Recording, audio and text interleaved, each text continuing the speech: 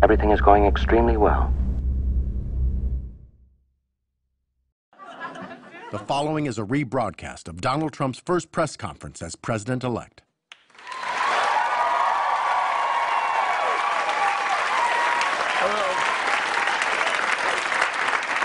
Hello, thank you for coming. I'd like to start by answering the question that's on everyone's mind. Yes, this is real life. This is really happening. Please raise your right hand and repeat after me. I, Donald John Trump, do solemnly swear. I, Donald John Trump, do solemnly swear that I will faithfully execute that I will faithfully execute the office of President of the United States the office of President of the United States and will, to the best of my ability, preserve, protect, and defend the Constitution of the United States. The Constitution of the United States. So help me God. So help me God. Congratulations, Mr. President.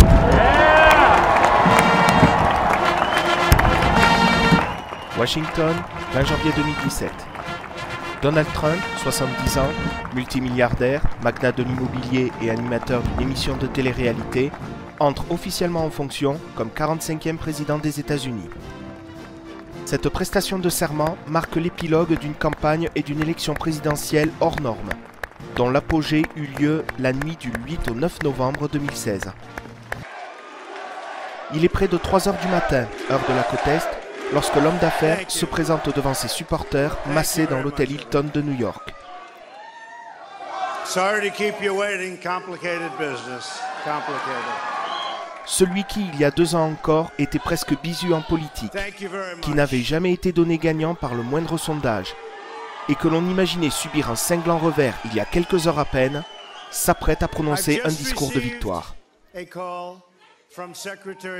De cette soirée électorale, nous vous proposons d'en revivre les moments forts, à partir des images produites par les 4 grands réseaux américains de télévision, de la première chaîne d'information câblée et du plus grand réseau de la télévision publique. Depuis les premières estimations, Donald Trump will prevail. Florida. Jusqu'à cet instant fatidique où les mots « Donald Trump président » s'affichent sur tous les écrans d'Amérique. Who will be the next president? Just hours from now, you will see the next president at one of those podiums. This election night will be historic no matter who wins.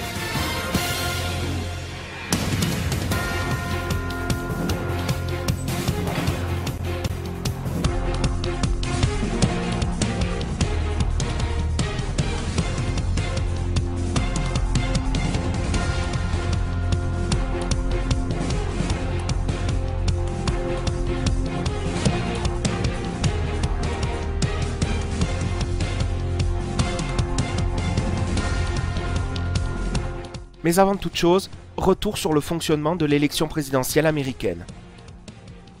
Ce 8 novembre 2016, ils sont 230 millions d'électeurs appelés aux urnes.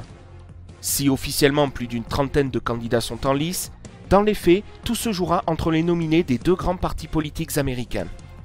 Hillary Clinton pour le Parti démocrate, Donald Trump pour le Parti républicain. Il s'agit cependant d'un scrutin indirect. Le peuple américain ne vote pas directement pour le président et le vice-président, mais pour un collège électoral comprenant 538 grands électeurs. Ce sont ces grands électeurs qui devront ensuite élire le président et le vice-président. Ces 538 grands électeurs se répartissent sur tous les États en fonction de leur population respective. 3 grands électeurs pour les États les moins peuplés, mais 29 pour la Floride et l'État de New York, 38 pour le Texas et 55 pour la Californie.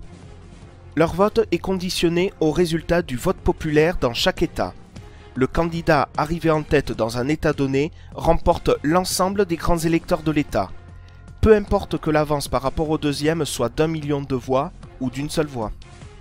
Seules exceptions, les États du Maine et du Nebraska, qui accordent chacun 2 grands électeurs au candidat arrivé en tête au niveau de l'État et 1 grand électeur au candidat arrivé en tête dans chacune des circonscriptions électorales. Les grands électeurs voteront dans leurs États respectifs le 19 décembre prochain. Et comme cette élection se fait sur un seul tour, un candidat à la présidence doit obtenir la majorité absolue du premier coup pour accéder à la fonction suprême, c'est-à-dire 270 grands électeurs. En résumé, le premier arrivé au nombre magique 270 s'installe à la Maison-Blanche pour 4 ans. Les États-Unis sont étalés sur 5 fuseaux horaires différents. Aussi, si les premiers bureaux de vote ferment dès 18 h heure de la côte Est, ceux en Alaska sont ouverts jusqu'à minuit. C'est donc une longue soirée à laquelle les présentateurs et analystes en plateau se préparent. Pourtant, le sentiment qui domine n'est pas tant la durée de la soirée électorale, mais le soulagement d'être arrivé au terme de la campagne. Less than an hour to go until the first poll closings of the night after a campaign that can only be described as unprecedented. Yeah. You know, you cannot think of a campaign that has been this personal and this negative. A crazy campaign this has been. Bitter, ugly, always unpredictable. The nastiest presidential campaign in our lifetimes has finally come to an end. C'est certain, la campagne présidentielle 2016 compte parmi les plus cinglantes que l'on ait connues, et où chaque candidat porte sa croix. Hillary Clinton se voit reprocher l'usage d'une boîte mail privée non sécurisée alors qu'elle était secrétaire d'État sous la présidence Obama. Une négligence qui lui vaudra une enquête du FBI qui la poursuivra pendant toute la campagne. There is evidence that they were extremely careless in their handling of very sensitive, highly classified information. I should have used 2 accounts, one for personal, one for work-related emails. That was a mistake. I'm sorry about that. I take responsibility. Quant à Donald Trump, il se voit reprocher à peu près tout ce qu'il dit. Written by a nice reporter. Now the poor guy, you got to see this guy. Oh, I don't know what I said. I don't remember. Get him out of here. Get out. And I don't frankly have time for total political correctness. Avec une préférence pour ses propos sur les femmes. You've called women you don't like fat pigs, dogs, slobs, and disgusting animals. Le summum étant atteint lorsqu'un enregistrement de 2005 refait surface, juste avant le deuxième débat présidentiel. And when you're a star, they let you do it. You can do anything. Whatever you want. Grab them by the pussy. Aussi, les deux adversaires ne s'épargnent rien. Voici un petit florilège non exhaustif. The Hillary Clinton foreign policy has cost America thousands of lives and trillions of dollars. No Secretary of State has been more wrong, more often, and in more places than Hillary Clinton. She's a world-class liar. Just look at her pathetic email server statement. Hillary Clinton has perfected the politics of personal profit and even theft. Hillary Clinton may be the most corrupt person ever to seek the presidency of the United States. Powerful forces are threatening to pull us apart.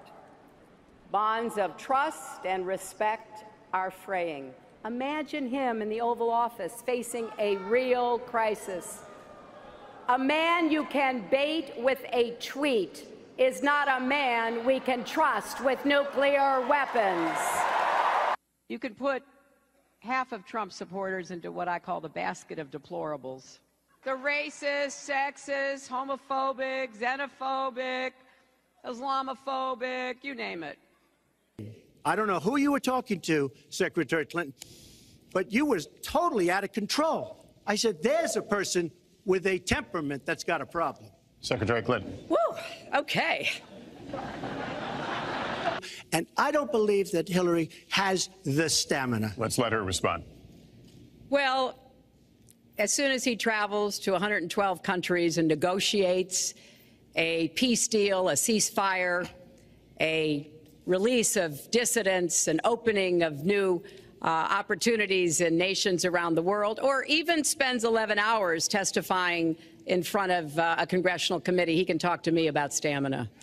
He tried to switch from looks to stamina, but this is a man who has called women pigs, slobs, and dogs, and someone who has said pregnancy is an inconvenience to employers, who has said women don't deserve equal pay unless they do as good a job as men. Or maybe he doesn't want the American people, all of you watching tonight, to know that he's paid nothing in federal taxes. I will release my tax returns against my lawyer's wishes. when she releases her 33,000 emails that have been deleted. As soon as she releases them, I will release. I have a feeling that by the end of this evening, I'm going to be blamed for everything that's ever happened. Why not? Why not? Yeah, why not? I said starting back in June that he was not fit to be president and commander-in-chief. If you look at Bill Clinton, far worse, minor words, and his was action. His was what he's done to women. There's never been anybody in the history of politics in this nation that's been so abusive to women. So you can say any way you want to say it, but Bill Clinton was abusive to women. Hillary Clinton attacked those same women and attacked them viciously. 4 of them are here tonight. When I hear something like that, I am reminded of what my friend Michelle Obama advised us all. When they go low, you go high. But everyone can draw their own conclusions at this point about whether or not the man in the video or the man on the stage respects women. But he never apologizes for anything to anyone. And he never apologized for the racist lie that President Obama was not born in the United States of America. He owes the president an apology, he owes our country an apology, and he needs to take responsibility for his actions and his words. It's just awfully good that someone with the temperament of Donald Trump is not in charge of the law in our country. Because you'd be in jail. Secretary Clinton. Well, everything you've heard just now from Donald is not true. I'm sorry I have to keep saying this, but he lives in an alternative reality. Secretary Clinton, does Mr. Trump have the discipline to be a good leader? No. I'm shocked to hear that. From everything I see, has no respect for this person. Well, that's because he'd rather have a puppet as president of the United States. No puppet. And it's pretty clear. You're the puppet. It's pretty clear. I think it's really an important issue. He raised the 30 years of experience. So let me just talk briefly about that.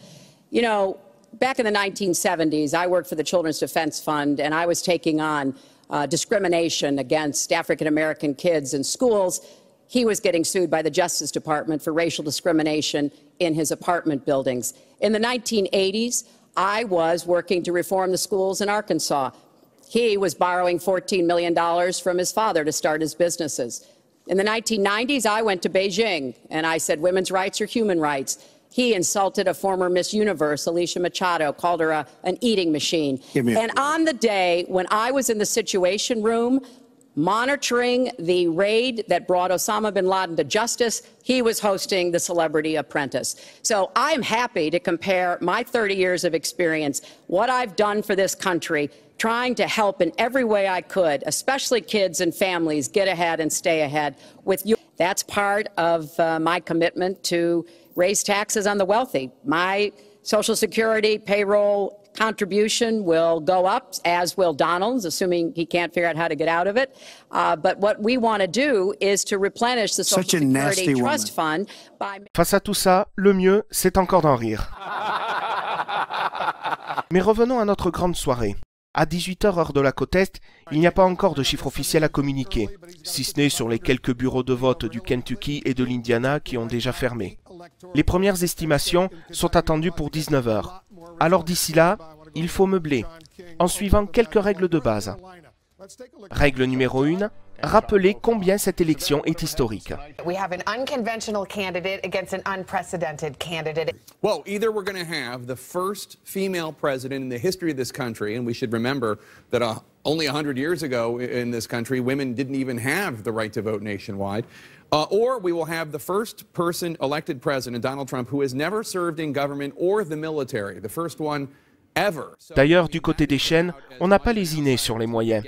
ABC a installé ses quartiers sur Times Square à New York, CNN affichera les résultats toute la soirée sur l'Empire State Building, et Fox offre à ses téléspectateurs un petit tour du propriétaire de son studio F flambant neuf, estimé à 20 millions de dollars. Quand on aime, on ne compte pas.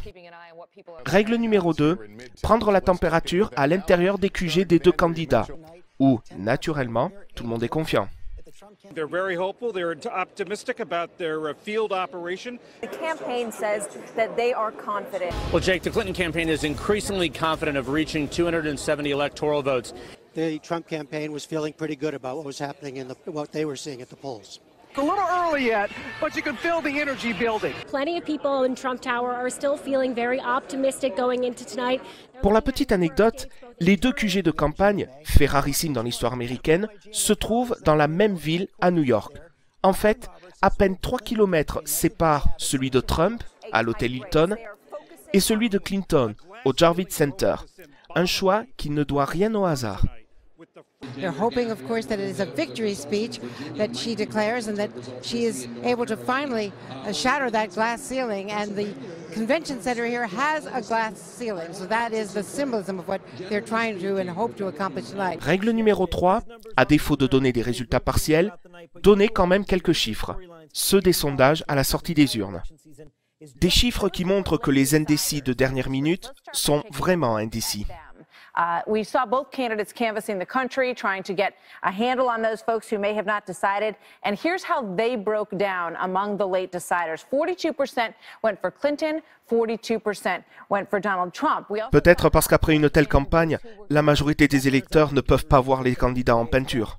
Take a look at Hillary Clinton's favorability among people voting today across the country. 44% say they have a favorable opinion of her, 54% unfavorable. Donald Trump fares even worse on this score. 37% have a favorable opinion of him. 61% of voters in the country today tell us they have an unfavorable opinion of Donald Trump. Well, take a look at these numbers of honest and trustworthy. You can see voters nationwide found 60% of them, found Hillary Clinton to be not honest or trustworthy. So that means 6 in 10 voters feel this way. Look at Donald Trump. His numbers are roughly the same, a little bit higher.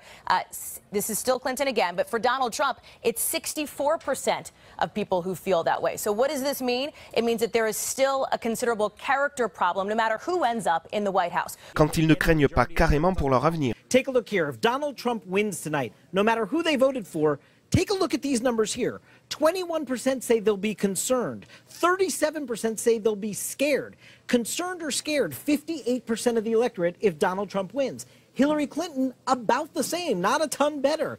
24% concerned. 29% scared if Hillary Clinton wins the presidency tonight. 53%. They are both facing majorities who are more concerned and scared than excited and optimistic, no matter who wins this election tonight, Jay. 62% of voters say yes. The whole email situation with Hillary Clinton does bother them. 37% say no. This has been a hurdle she hasn't really gotten over throughout the entire campaign. Same for Donald Trump about his treatment of women. 71% of voters say it bothers them. Visiblement, les électeurs eux aussi n'ont guère apprécié la campagne. Règle numéro 4, rappelez l'autre enjeu de la soirée. Car les Américains ont eu une journée chargée dans l'isoloir. Au niveau fédéral, en plus d'élire leur président et leur vice-président, ils doivent renouveler les 435 membres de la Chambre des représentants, l'équivalent de notre Assemblée nationale, et renouveler un tiers du Sénat. Au niveau de chaque État, 11 doivent choisir leur nouveau gouverneur et 44 revoient leurs assemblées locales. Enfin, dans 35 États, 154 propositions sont soumises à référendum, parmi lesquelles 9 sur la légalisation du cannabis, 5 sur le salaire minimum ou 4 sur le sort de la peine capitale. Revenons aux enjeux nationaux. Sauf incident, la Chambre des représentants demeurera majoritairement républicaine. Le sort du Sénat, en revanche, est plus incertain. Les républicains y ont actuellement la majorité avec 54 sièges sur 100. Mais ce soir, 34 postes sont remis en jeu, dont 24 détenus par les républicains. Pour leur reprendre la majorité, les démocrates doivent, en plus de conserver leurs sièges remis en jeu, remporter 5 sièges de plus. S'ils en remportent 4, cela donne un Sénat à 50-50. Et en cas d'égalité sur un vote, c'est le vice-président qui départage. En l'occurrence, Tim Kaine en cas de victoire de Hillary Clinton. Ce dernier cas de figure a toutefois une petite subtilité.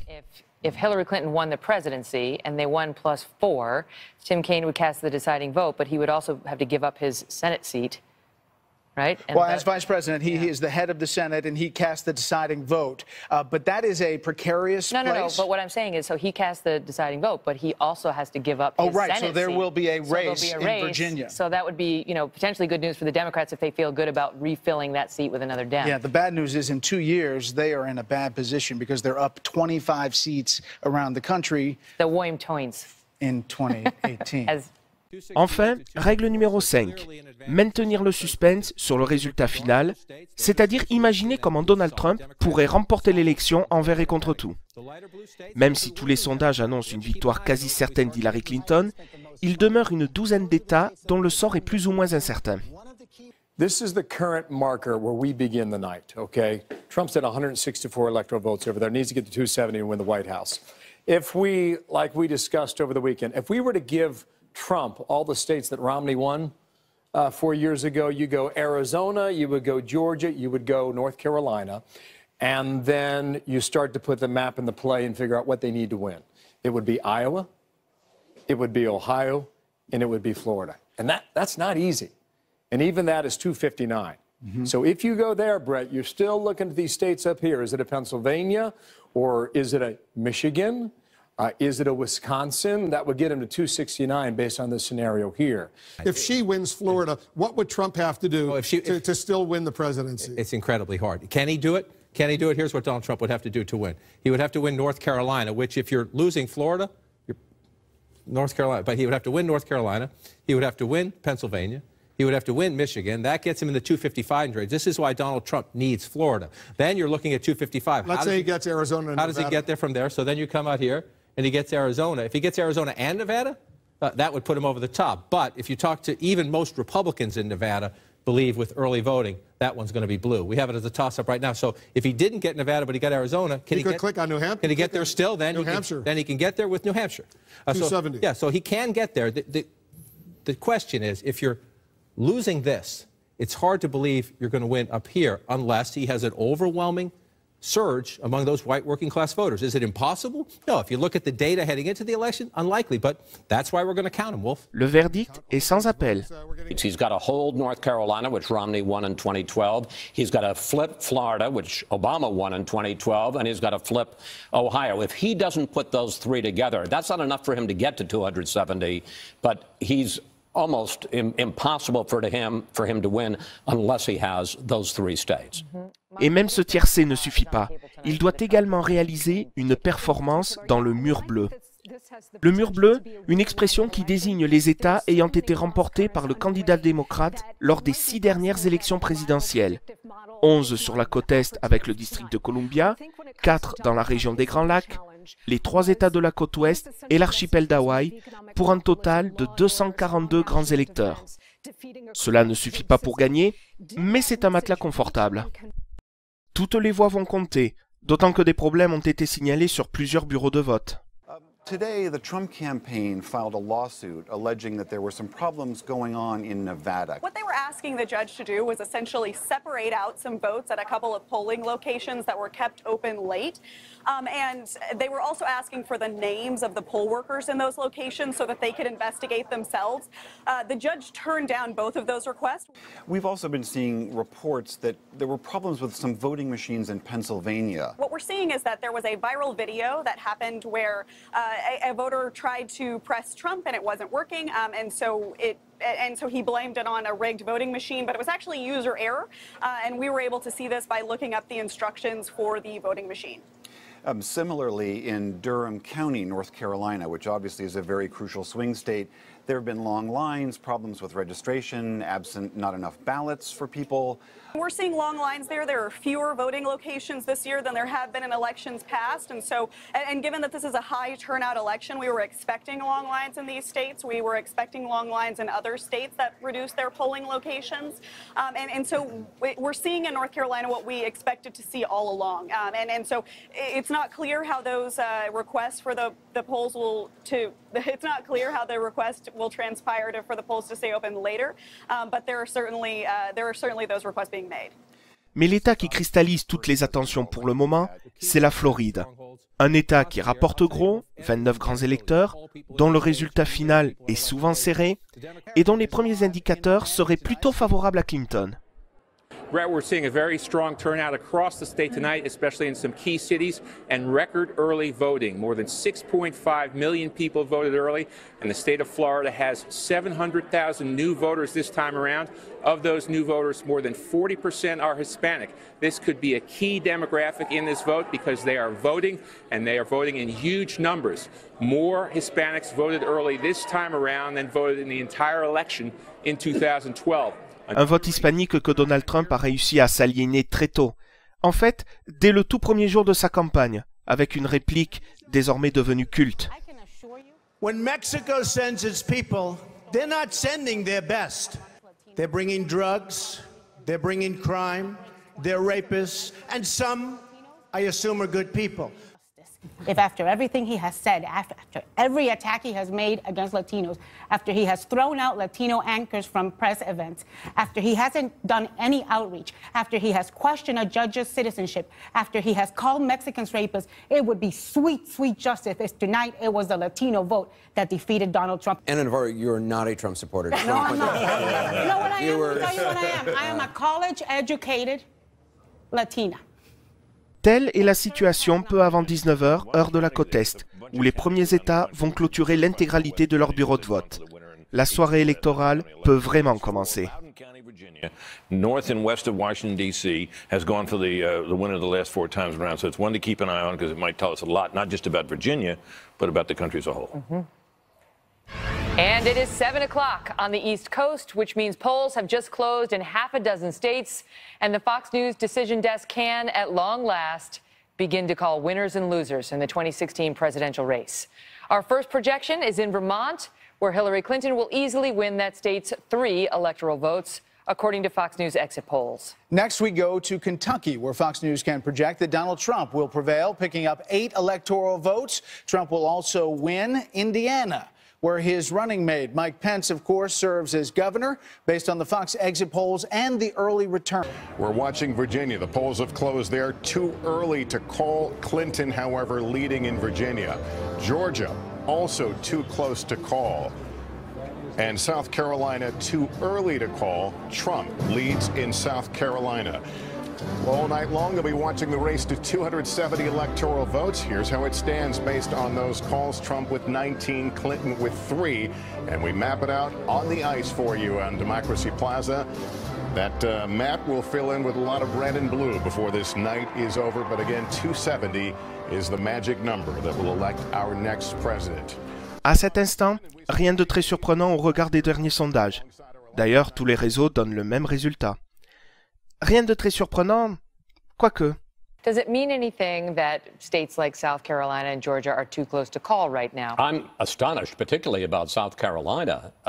Georgia, we had a little bit of a suspicion this might not be as easy a Republican win as usual. But this speaks, Megyn, to a larger issue, and that there's the possibility, and it's very early in the night, obviously, but there is the possibility that we're going to see the electoral map change, and that with more Hispanics, more African Americans voting, the white population, a smaller percentage of the total electorate, that you could see states that were traditionally red in the South and Southwest starting to go Democrat, or at least beginning to go that way. And conversely, some of the Rust Belt states, like Ohio, like Michigan, like Pennsylvania, that have been, well, not Ohio, but Michigan and Pennsylvania that have been reliably blue, maybe not this time, but maybe Trump is the forerunner for the idea of Republicans flipping and breaking the blue wall. Maintenant que les premières estimations sont arrivées, les pronostics ne tardent pas à faire leur apparition, comme celui du site internet d'information politique 538. And of course, you do these forecasts based on your own analysis of the polls, plus whatever's coming in on our ABC projections as well. So we wound up with Clinton having a 71% chance of winning, so better than 2 and 3. And we'll update that as the night goes along, as you guys, ABC News, calls states. Et bien qu'il soit encore tôt dans cette soirée électorale, dans le camp de Trump, le doute commence déjà à transparaître. Jake, a senior advisor from Donald Trump's inner circle is sizing up the GOP candidates to me this way.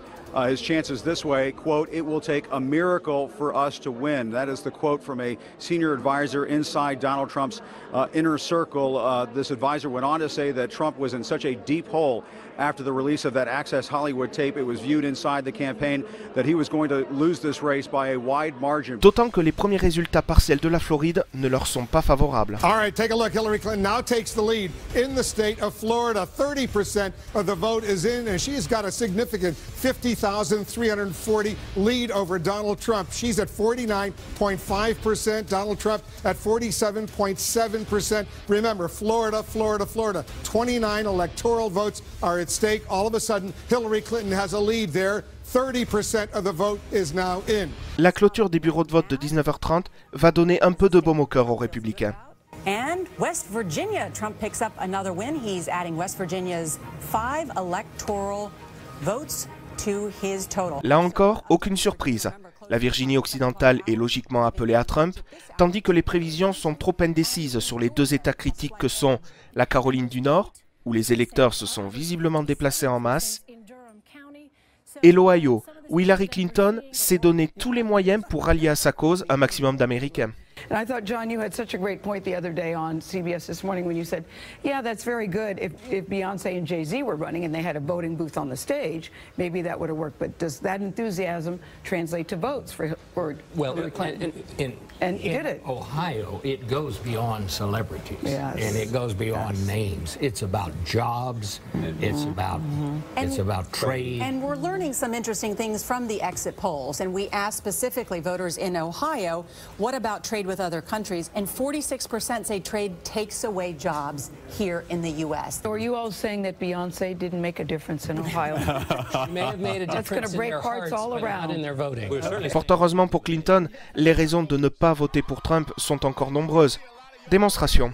And I have Mariah right here. Mariah is 20 years old, first-time voter. She's from Tennessee, and you usually are on the conservative side, but you voted for, everyone here voted for Hillary. And what switched you? What made you vote for Hillary? I just think that I couldn't support Trump because of his views towards women. I think he's sexist. I don't agree with the idea of it being okay for someone to brag about sexually assaulting women. I didn't like the whole Muslim ban thing. I didn't like the idea of someone calling Mexicans rapists and drug dealers.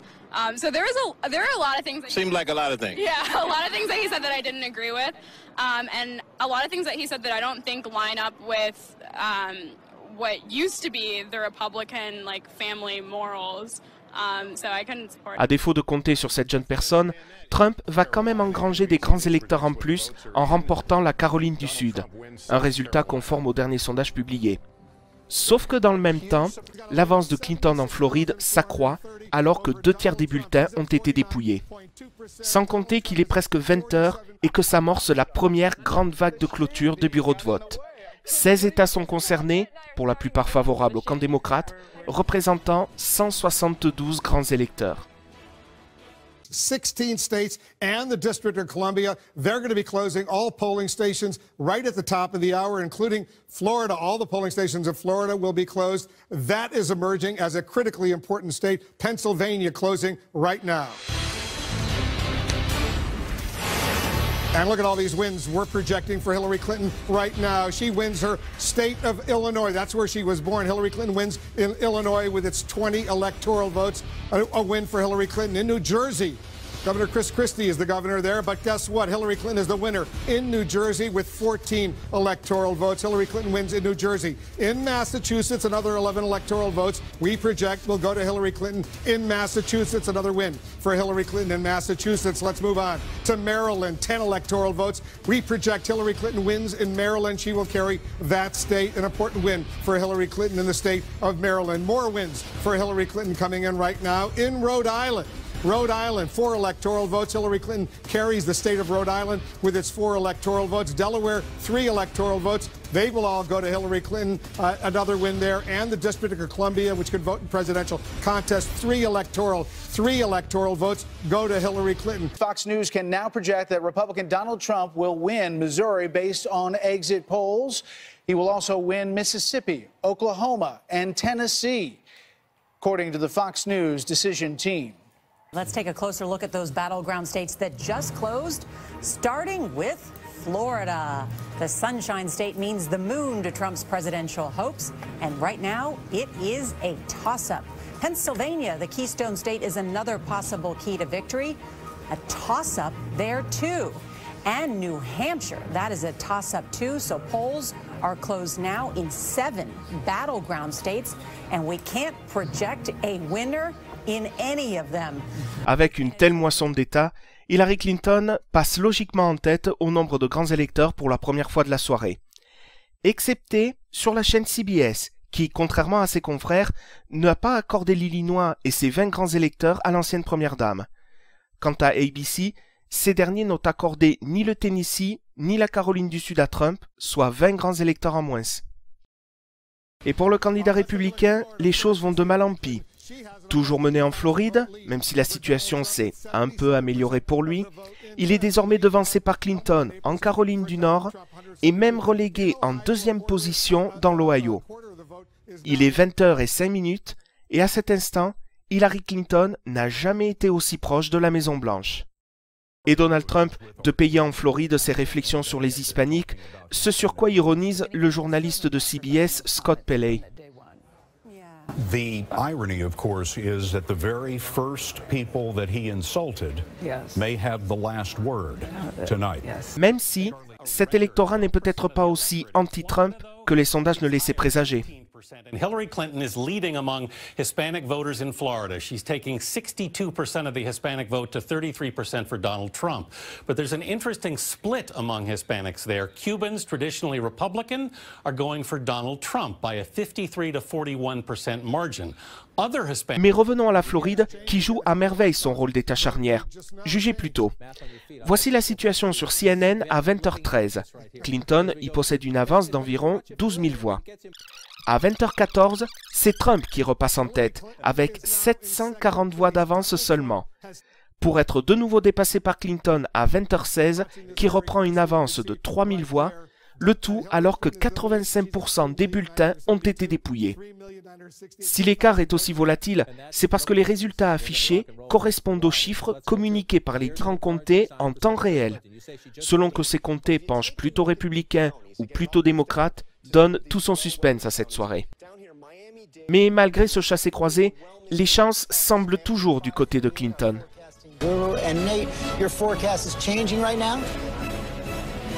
A little bit. We have Clinton up to 78%. She was at 72% at the start of the night as more blue states come in predictably to her side. So she goes up even though those states were expected to go her way?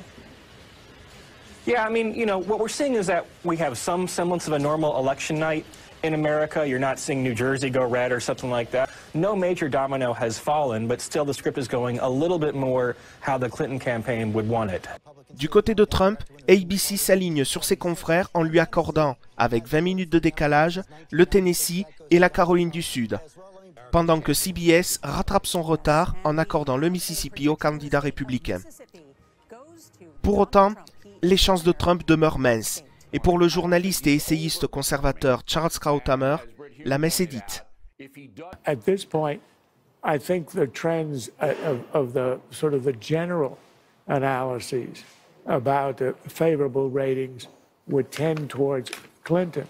She actually beats Trump in the exit polls on honest and trustworthy. But he's not underperforming, even though some of the exit polling is dubious on his behalf. Would you cede me that? Look, Bill, underperforming in this election is not reaching 270. So that's the only underperformance that matters. You want to compare it to the latest exit polls or the latest polling that was done on the eve of the election, that's fine. But the fact is that he has to carry the big 3 swing states, Florida, North Carolina, and Ohio, and to penetrate the blue wall. Right now, that looks like a distant prospect. So you're going to make a prediction that Clinton's the next president? If you force me, I'll take it. À défaut de victoire présidentielle, le Parti républicain de son côté n'aura pas entièrement perdu sa soirée. La nouvelle, bien qu'attendue, arrive peu après 20h30. We're back now with more of our coverage. Polls have closed in another state, and we have another call to make, and this is control of the House of Representatives. NBC News projects that Republicans will retain control of the House of Representatives. Pendant ce temps, Donald Trump obtient une nouvelle victoire. And as we move up the building, NBC News projects that Donald Trump will win in the state of Arkansas. Of course, the state that Hillary Clinton was for many, many years the first lady. Remporter l'Arkansas était attendu. Alors les regards se focalisent de nouveau sur la Floride. Et cette fois, Trump, repassé en tête, semble même consolider son avance. Our stake, 91% of the vote is in, and Donald Trump is building up a sort of impressive lead, 63,297 votes. Donald Trump has a lead over Hillary Clinton in Florida. Voire même améliorer son score. Panhandle of Florida, Okaloosa, Escambia, Bay, Walton, these very heavily Republican precincts on the western side of the Panhandle are starting to come in, and he's now opened up a... That's good for Trump. That's supposed to be Trump territory. Yeah, he's now opened up a 1.1% lead. And this will change again within the next 2 or 3 minutes, because there's the central time zone is now coming in, and those counties are overwhelmingly Republican. Et alors qu'il est encore tôt dans cette soirée électorale, voici qu'un des États du fameux mur bleu commence à attirer l'attention. The other thing to report is that my Democratic sources, this is not campaign sources, these are Democratic Party sources in Michigan telling me they're getting a little nervous in Michigan because the Democratic areas of Detroit and Flint are not showing the kind of vote that they had wanted to see. It's obviously early, but it's raining. They're a little worried about this. Michigan could be very tight. As you know, both Hillary Clinton and Donald Trump were there only yesterday, and it would be far more important for Donald Trump's path. He really wants to flip a blue state, not critical for Clinton, but they would still like to win Michigan. They lost it, as you know, in a surprising upset by Bernie Sanders. The trade issue is a big factor there against Clinton and for Trump. Devant la perspective d'une soirée électorale plus serrée que prévu, on laisse éclater son enthousiasme. What a story this is going to be with all eyes on Florida right now, a must-have state for Donald Trump. And we continue to look at Ohio, to look at North Carolina, to look at Pennsylvania, all of which are too close to call at this hour, 8:42 here in the East. Brett, it's getting exciting. It's getting very exciting. Les minutes passent et la victoire de Trump en Floride se précise. Son avance dépasse désormais les 100 000 voix. De quoi permettre aux candidats républicains de se trouver en position de force avant 21h et la nouvelle grande vague de clôture de bureaux de vote. 14 États, parmi lesquels le Texas et l'État de New York, pour un total de 156 grands électeurs.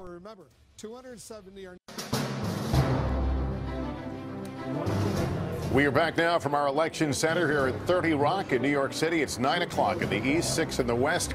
Polls have just closed in 14 more states. Take a deep breath as we take you through it. NBC News projects that Hillary Clinton will win in her now home state of New York. And now we have a slew of Trump calls, starting with Texas. Trump the projected winner. In Kansas, Trump wins. Louisiana, Trump is the projected winner. Nebraska, Donald Trump.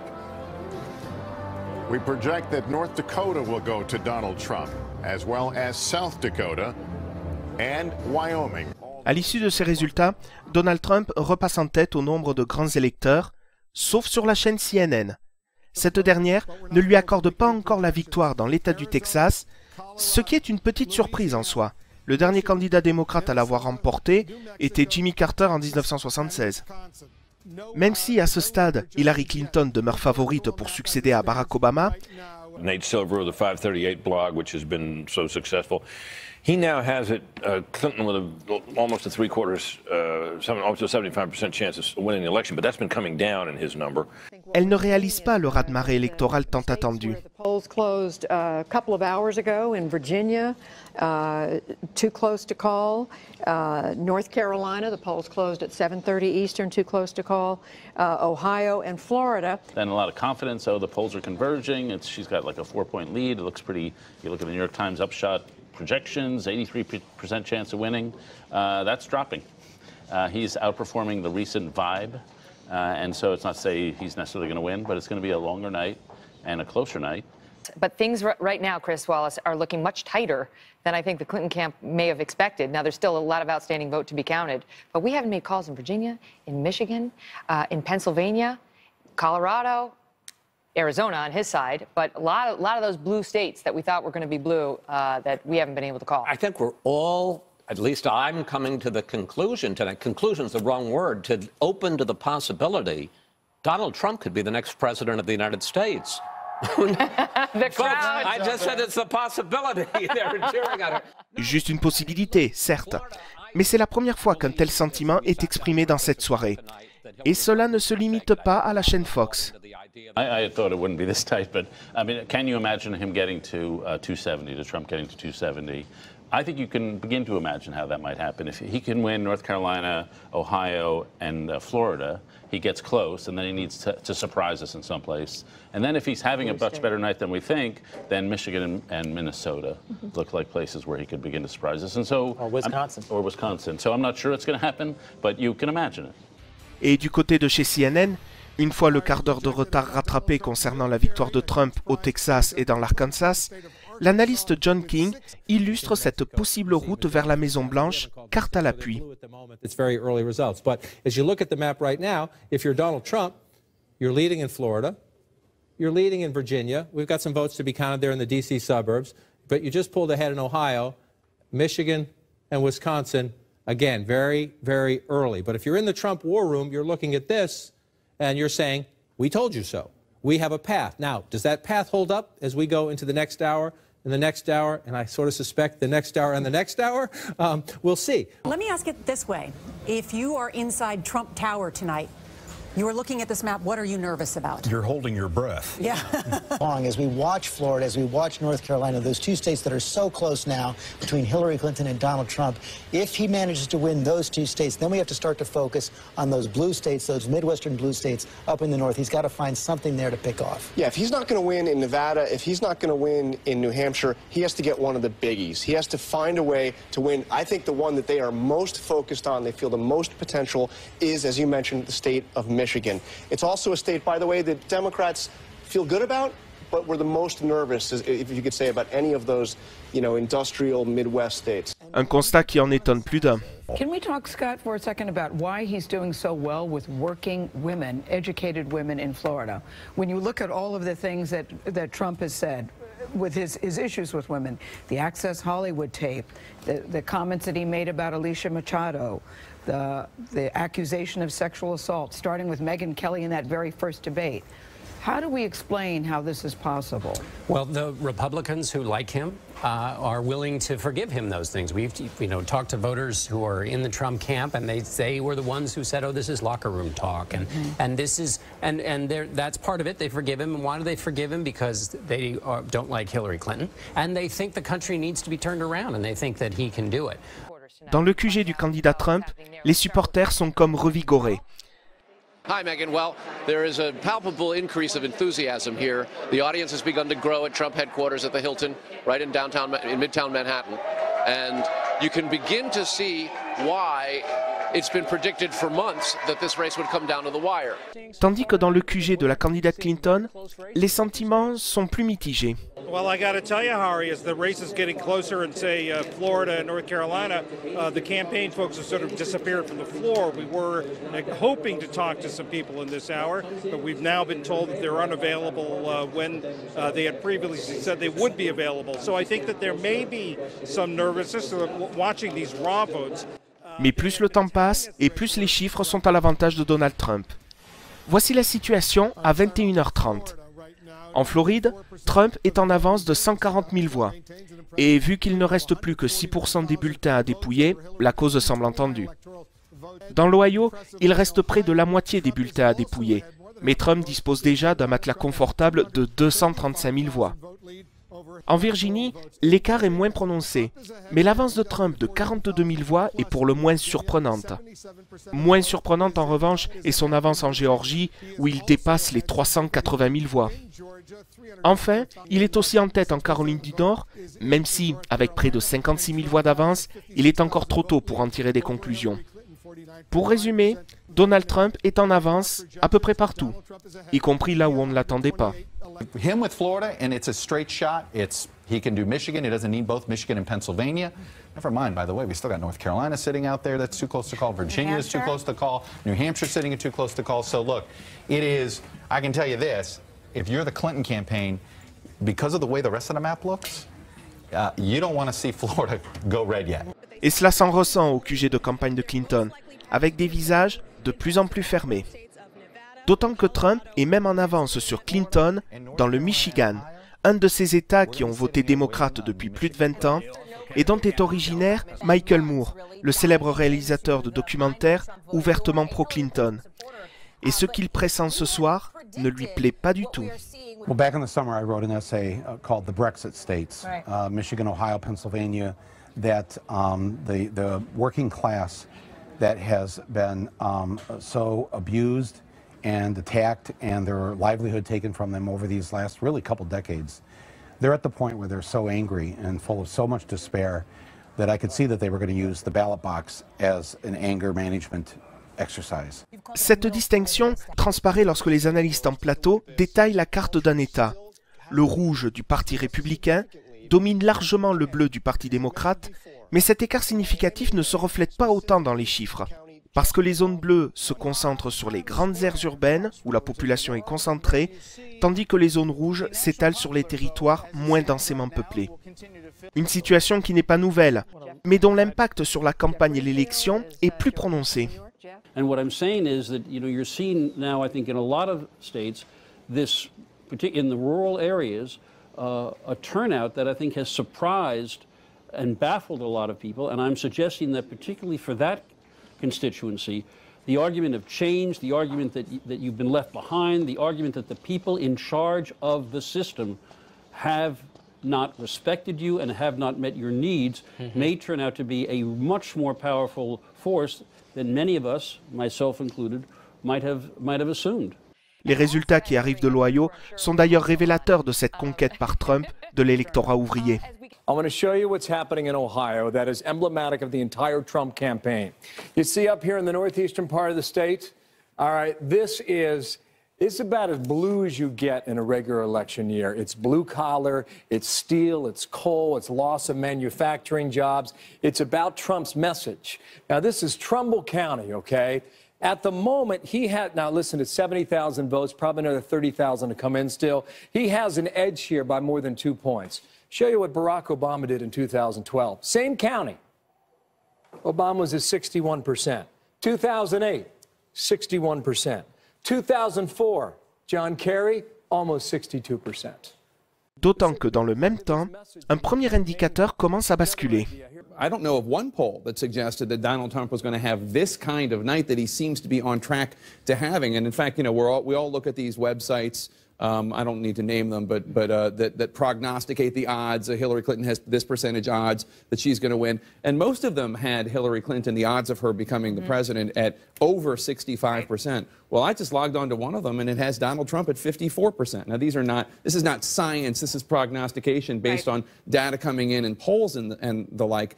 But really, we're seeing, first of all, this is not the repudiation of Donald Trump and Trumpism that I think a lot of Republicans in Washington, D.C. and Democrats hoped. But beyond that, we're seeing, as you say, Wolf, a credible path for Donald Trump to the White House. I'm not saying it's going to happen, but it certainly could. Un pays fracturé entre ville et campagne, pour un résultat devenu totalement incertain, cela rappelle quelque chose. On June 23rd, I stayed up all night in London covering the Brexit thing. And the night began pretty much the same way, with the Brexit people, Nigel Farage, almost acknowledging defeat. And then, one by one, Newcastle upon Tyne, and then Sunderland came in and surprised everyone as the wave began. I'm not saying that's happening, but I've got a sense of déjà vu happening here. On comprend alors que l'équipe du candidat républicain soit à ce point concentrée sur cette photo publiée sur Twitter par Ivanka Trump, la fille de Donald. C'est alors qu'un nouveau scénario émerge. Is it possible that she could win the popular vote and he could win the electoral vote? Sure. Yeah. Sure. Happened 4 times in our history. Can happen again. You know it well. C'est une autre spécificité de cette élection. Si un candidat remporte peu d'États, mais avec une avance considérable, il peut obtenir plus de voix, mais moins de grands électeurs que son adversaire. Le dernier à en avoir fait les frais est un certain Al Gore, en 2000. Alors que cela semble toujours mal engagé pour Hillary Clinton, une bonne nouvelle l'attend juste après la publicité. 1905. The Fox News Decision Desk can make a call now in the state of Virginia. We can call Virginia for Hillary Clinton now. We couldn't for some time, but tonight we can say that the Commonwealth, I should say, of Virginia will go to Hillary Clinton. Cela aura mis près de 3 heures à se dessiner. Mais au final, Hillary Clinton remporte quand même la Virginie et ses 13 grands électeurs. Une bonne note avant la clôture de 22 heures dans 4 nouveaux États.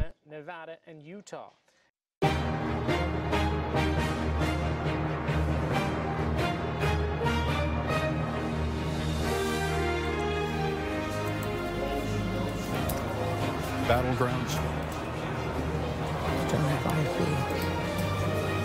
Of the United States. This race is close. We can't project a winner yet in a single one of them. Let's start with Montana, where Fox News can project that Donald Trump will win that state's 3 electoral votes.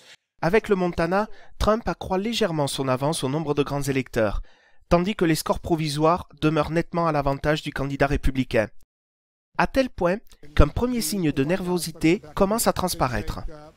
Jake, I know you've checked the markets right now. How are they reacting to all of this? So far, pretty good news for Donald Trump. It's great news for Donald Trump so far, and it's an unpredictable race. We're talking about this, how much this really upends so much of the prediction industry.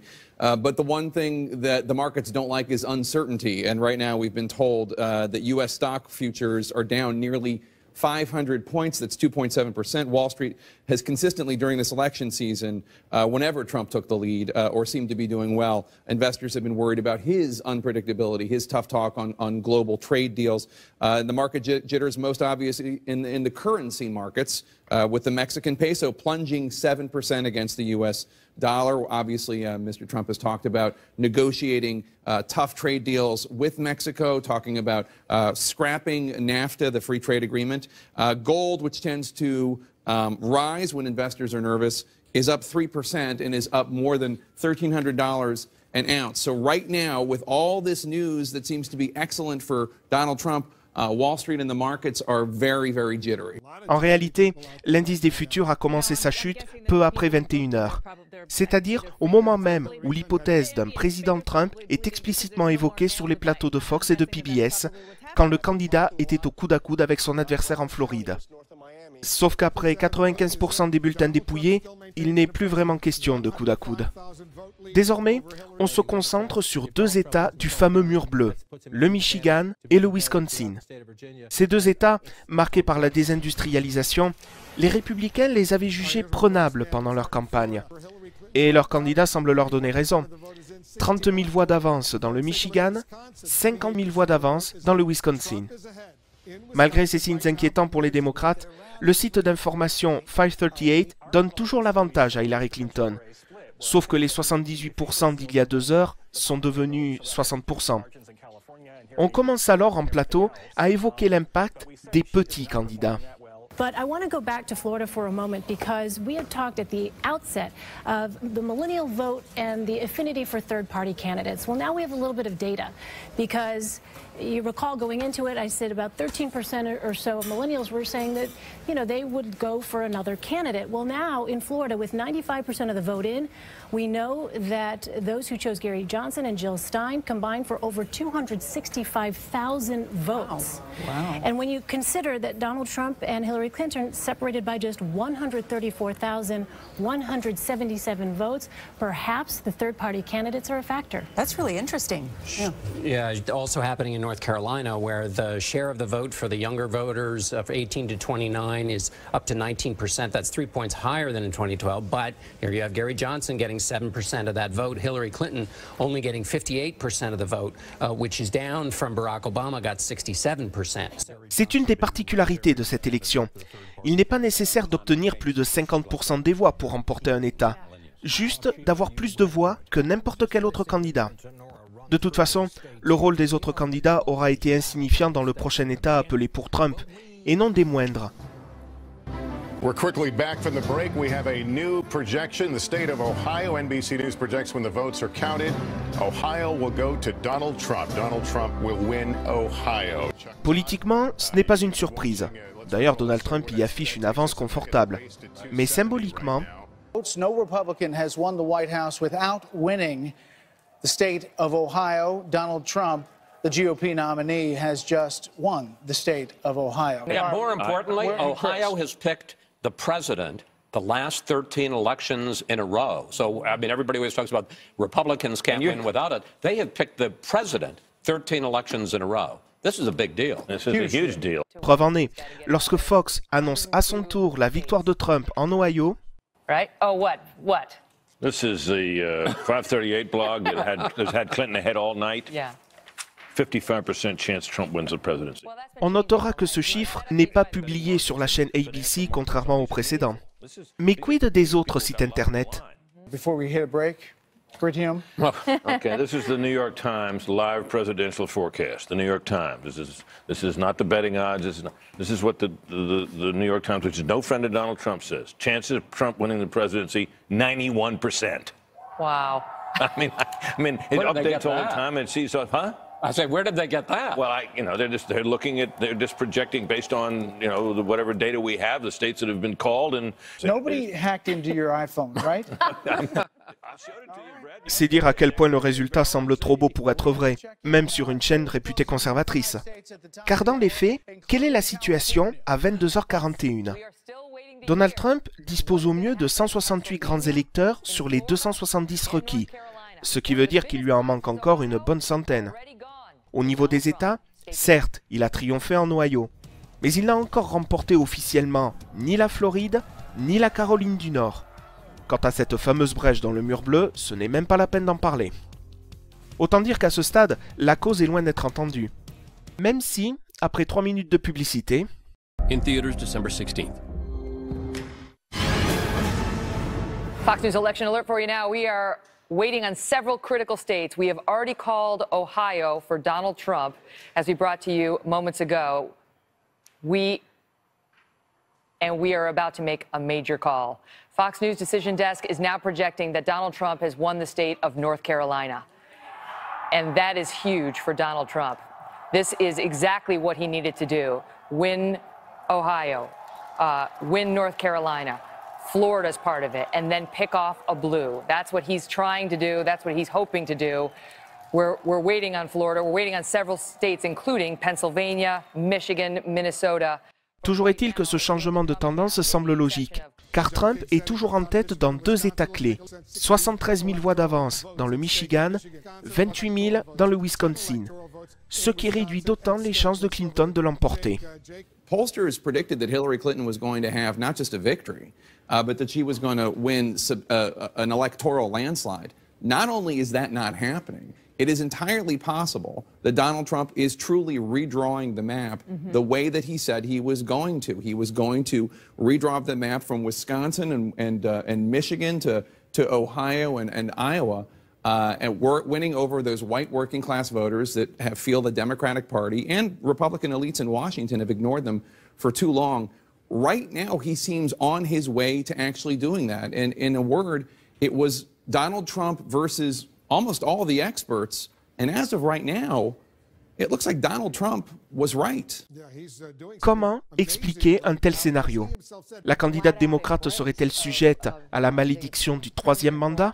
And that is that if you look through American history, it is usually extremely hard for one political party to hold on to the White House 3 terms in a row. For instance, when George H.W. Bush was running in 1988 to succeed 2 terms of Ronald Reagan, he referred to it as his Martin Van Buren problem, referring to the fact that no vice president had been elected to succeed the president he served since 1836. Serait-elle victime de ces éternels problèmes avec les boîtes mail non sécurisées? There's another name here that hasn't been mentioned, James Comey. When he came out and announced that he was reopening the investigation into the emails, not fully reopening it, but looking at what was on Anthony Weiner's computer, Hillary Clinton was on her way, they certainly thought, and I think most of us thought, was on her way towards a pretty decisive win. That was a decisive moment thrown right into the middle of the campaign, the ultimate October surprise. Of course, Comey came back just a couple days ago and said, basically, never mind, there's nothing more to investigate. But I think that if this goes Donald Trump, you're going to hear Democrats pointing. À moins qu'il ne s'agisse de mauvais choix dans sa stratégie de campagne. And she never stepped foot in the state of Wisconsin since winning the Democratic nomination. The other interesting point is that those are two states that Hillary Clinton did not win in the Democratic primaries. Right. So it appears that not only is Donald Trump's support strong, but her Democratic base didn't entirely come home. Toujours est-il que les coups durs s'accumulent pour l'ancienne première dame. Et celui qui arrive à 22h52 fait particulièrement mal. Break in, we've got news. Hari, Judy? And we have a call to make. This is a big one. The state of Florida, which has held other presidential elections in the balance, we are projecting that Donald Trump will be the winner in the Sunshine State. You can see there are still, 10 million votes counted so far. The votes are still coming in. No, I think that's 99% reporting. I can't tell if that's... Yeah. Il faudra attendre 7 minutes pour que ce résultat soit confirmé par une autre chaîne. Democrat column, but we also have a big call to make now. A big call right now. Donald Trump will win the state of Florida. According to the Fox News decision desk, he will win the 29 electoral votes in Florida. A very tight race, but he is pulling that off. As you can see, the crowds outside here cheering. Donald Trump vient de faire une grande partie du chemin. Il réalise le tiercé Ohio, Caroline du Nord, Floride. Heureusement pour Hillary Clinton, il est presque 23h, l'heure de fermeture des bureaux de vote sur la côte ouest, où aucun doute ne plane sur les résultats. 55 electoral votes in California. We're getting ready to make some major projections. Let's get ready for that right now. And CNN projects Hillary Clinton will carry the state of California with its 55 electoral votes. A huge win in California for Hillary Clinton. Our Fox Decision desk also projects that Mrs. Clinton will win the states of Washington and Hawaii, which collectively represent another 16 electoral votes. Donald Trump will win in Idaho with its 4 electoral votes. Another win for Donald Trump in Idaho. Mais ces derniers chiffres ne suffisent pas à changer la donne. 23h, c'est l'heure à laquelle Barack Obama avait remporté l'élection en 2008. This is an incredible milestone in the history of this country. En 2012, il avait fallu attendre un petit quart d'heure de plus, une fois l'Ohio remporté, pour officialiser sa réélection. En 2016, certes, Hillary Clinton est en tête au nombre de grands électeurs, sauf sur Fox, le seul réseau à avoir accordé le tiercé magique à Trump. Mais l'ambiance est tout autre. Non seulement Hillary Clinton n'a pas encore gagné, mais tout porte à croire qu'elle va réellement perdre. Et ses supporters massés sous le plafond de verre du Javits Center ne se font guère d'illusions. Pas plus que les marchés financiers d'ailleurs. Is that the markets, financial markets around the world, the Asian markets, the Mexican peso are plunging because Donald Trump seems to be edging closer to a possible victory. Au point de remettre en cause une promesse de campagne? The fall in the peso could complicate President-elect Trump's efforts to get Mexico to build the wall because it's going to be more expensive.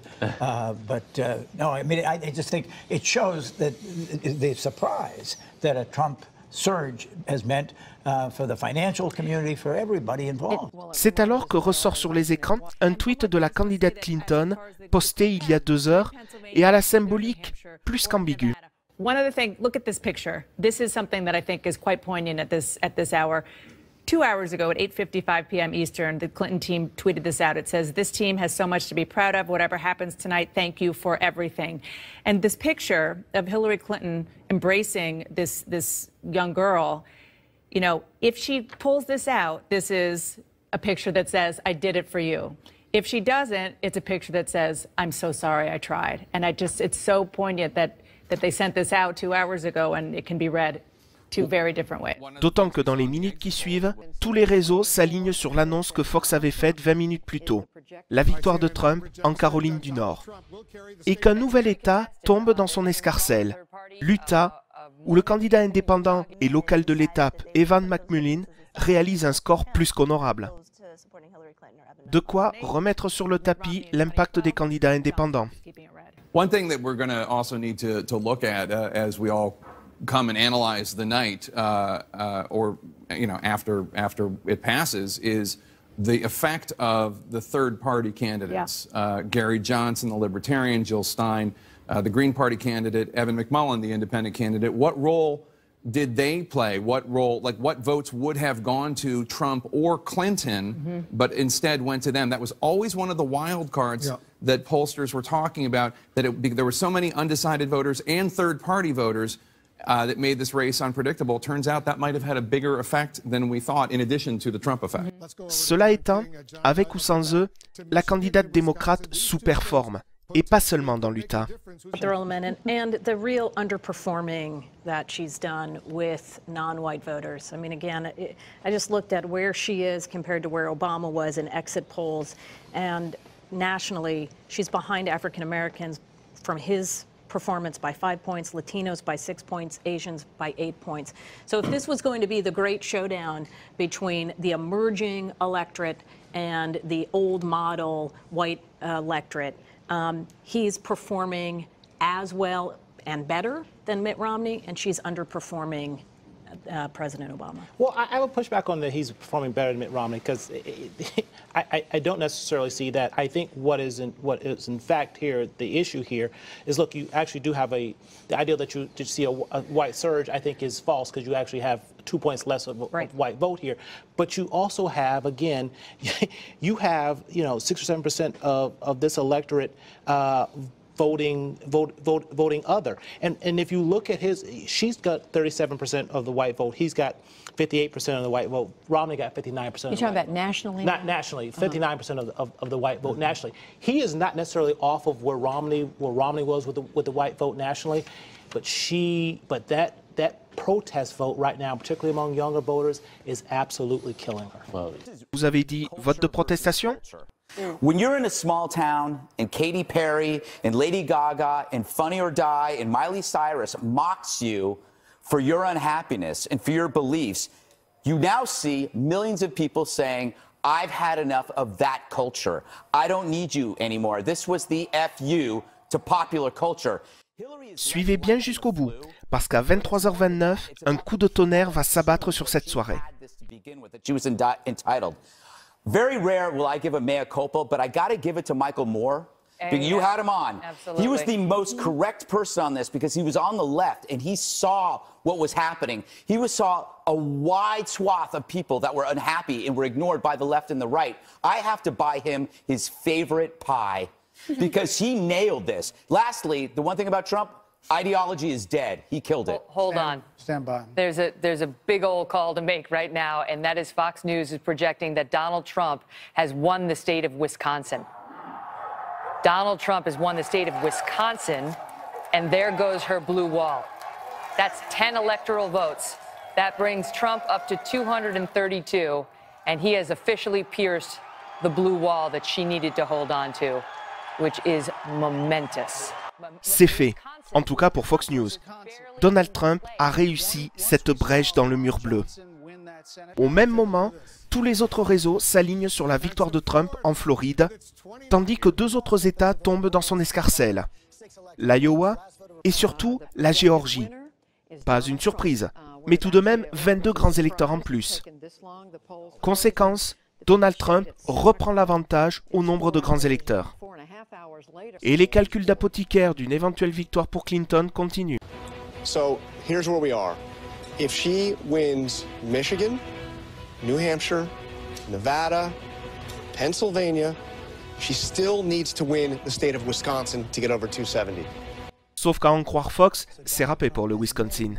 So let's say they split these 2 states. Hillary Clinton wins Michigan. Donald Trump wins Wisconsin. What's their respective road to 270? Well, here's the map where we started the night, right?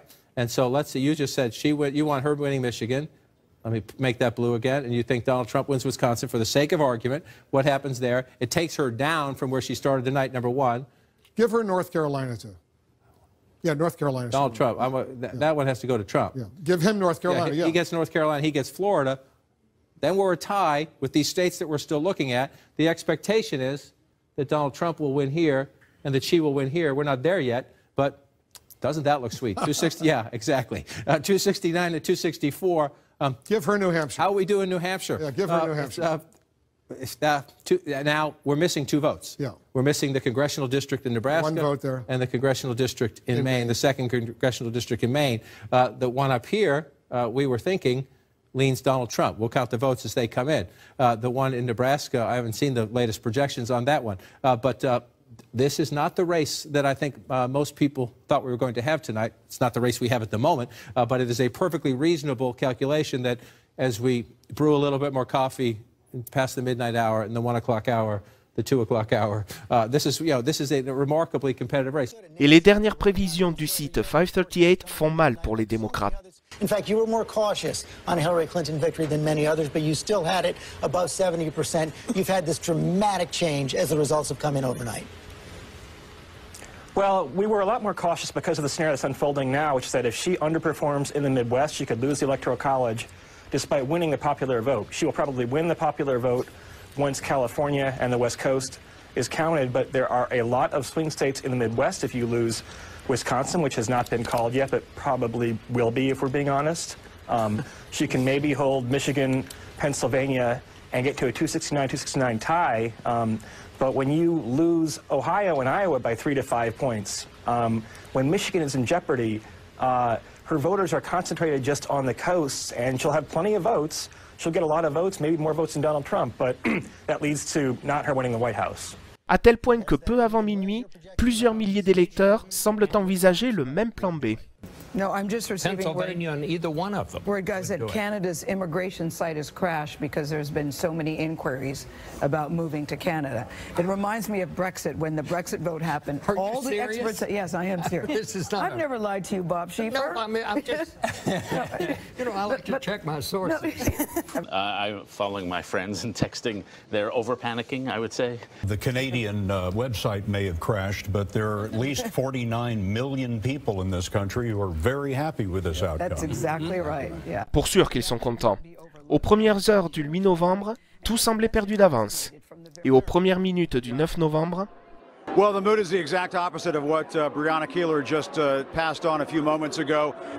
It is not over yet, you're right, Wolf, but it is starting to feel like a victory party here at Trump campaign headquarters. I can tell you that behind me, we're seeing a sea of red. Those are those red Make America Great Again hats. They're being passed out to all the supporters in the room here. You talk to people inside the Trump campaign, they're using words like, we're dying, we're freaking out. They are just over the moon tonight. With these results. I think they've surprised themselves. Earlier today, I heard from an official, a top official, who said that it'll take a miracle for us to win. I got a text from somebody saying, do you believe in miracles? Wolf. Et comme pour parachever ce miracle, en plus du Michigan et du Wisconsin, Donald Trump passe en tête en Pennsylvanie. 7000 voix d'avance sur 90% des bulletins dépouillés. Et on ne parle pas seulement d'un État à 20 grands électeurs, mais surtout d'un bastion démocrate depuis plus de 30 ans. Donald Trump, we should emphasize, Donald Trump can afford to lose Pennsylvania. Donald Trump can absolutely afford to win Pennsylvania. It's shocking that we are here this close. And one other place that's interesting in Pennsylvania is Luzerne County, which is a county that if you look back in 2012, Barack Obama won quite handedly. This is steel country, this is coal country, and look at Donald Trump winning by 20 points in a county that Barack Obama won just 4 years ago. Perhaps the person who is most unhappy about this moment and this Electoral College vote total that we see now is on the second floor of the White House. The legacy of President Obama, the Affordable Care Act that will be repealed and replaced, the Iran nuclear deal that essentially was an executive deal that can be torn up, the legacy of the 44th President of the United States is truly at 254 electoral votes in jeopardy. Oh, absolutely. And, you know, we saw both Barack and Michelle Obama campaigning so fiercely for Hillary Clinton over the last couple of months, and especially in the last week, excuse me. And yes, I'm sure he's made his peace with Hillary Clinton, but he was campaigning for himself because he knew the only way to preserve the legacy, all the things you talk about that are now up for grabs, trade, the Iran deal, the whole foreign policy, Obamacare, climate change, all of those issues are, Trump was diametrically opposed to the Obama policy. George, we're just hearing from a donor to the Clinton campaign, a top donor. I want to read you this quote that has just come to me. Quote, done, over, he is the president. This is from a Clinton donor. Clinton donor. Cela semble terminé pour Hillary Clinton, et ce ne sont pas les 6 grands électeurs du Nevada qui risquent de changer la donne. Pour preuve, les marchés financiers sont toujours en berne. Et c'est à ce moment-là que notre propre ambassadeur aux États-Unis trouve le moyen de se faire remarquer. But here's the French ambassador moments ago. After Brexit and this election, everything is now possible. A world is collapsing before our eyes. Dizziness. I mean, you know what I mean? This is... Chez les pro-Clinton, chacun a aussi sa façon de réagir. Il y a ceux qui ont trouvé le moyen de relativiser, comme les Californiens qui ont voté à 55% pour la légalisation du cannabis, et il y a ceux plus amers de la situation, comme Van Jones, militant des droits civiques et ancien conseiller du président Obama. Sa prise de parole sur CNN constitue un des moments forts de cette soirée. People have talked about a miracle. I'm hearing about a nightmare. It's hard to be a parent tonight for a lot of us. You tell your kids, don't be a bully.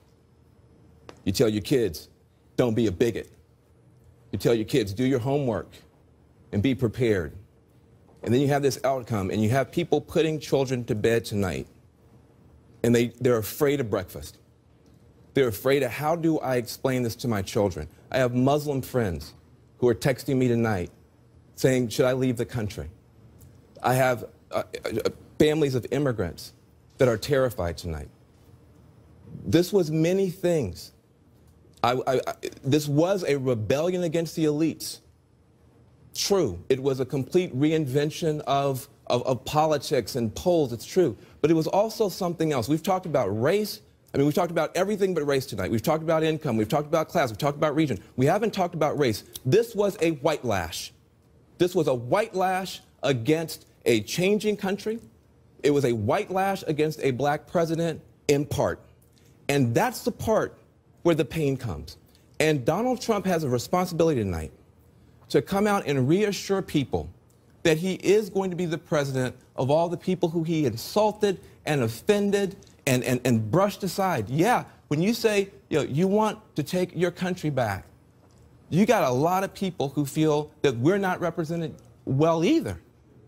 But we don't want to feel that someone has been elected by throwing away some of us to appeal more deeply to others. So this is a deeply painful moment tonight. I know it's not just about race. There's more going on than that. But race is here, too. We got to talk about it. I think the most dangerous place to be in a campaign as a retired by coercion and consensus campaign manager is to blame the customer.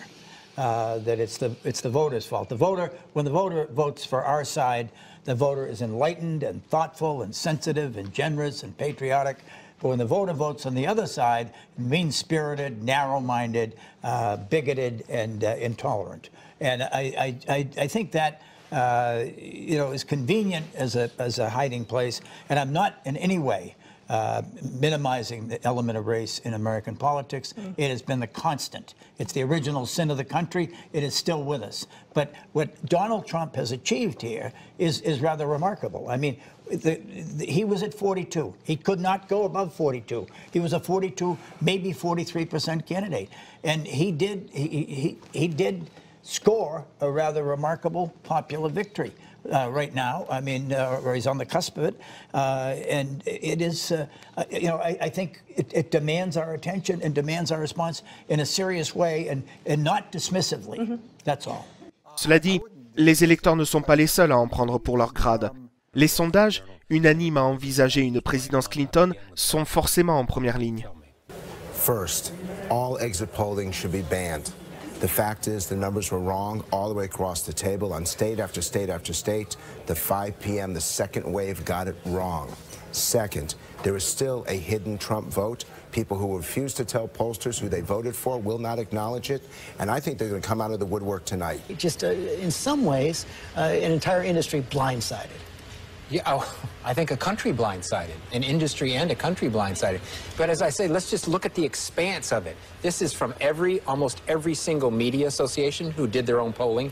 There weren't in some conspiracy, they did their own polling, converged on a 3 or 4 point lead. The Clinton campaign did their own polling. They were confident they were going to win this election. The Trump campaign did some semblance of polling. They were not confident they were going to win this election. And then every single state poll out there in cumulation effect. And so I think that we're going to be asking a lot of questions for the days that following us. How was this missed? I actually think this is a bigger miss than the Brexit.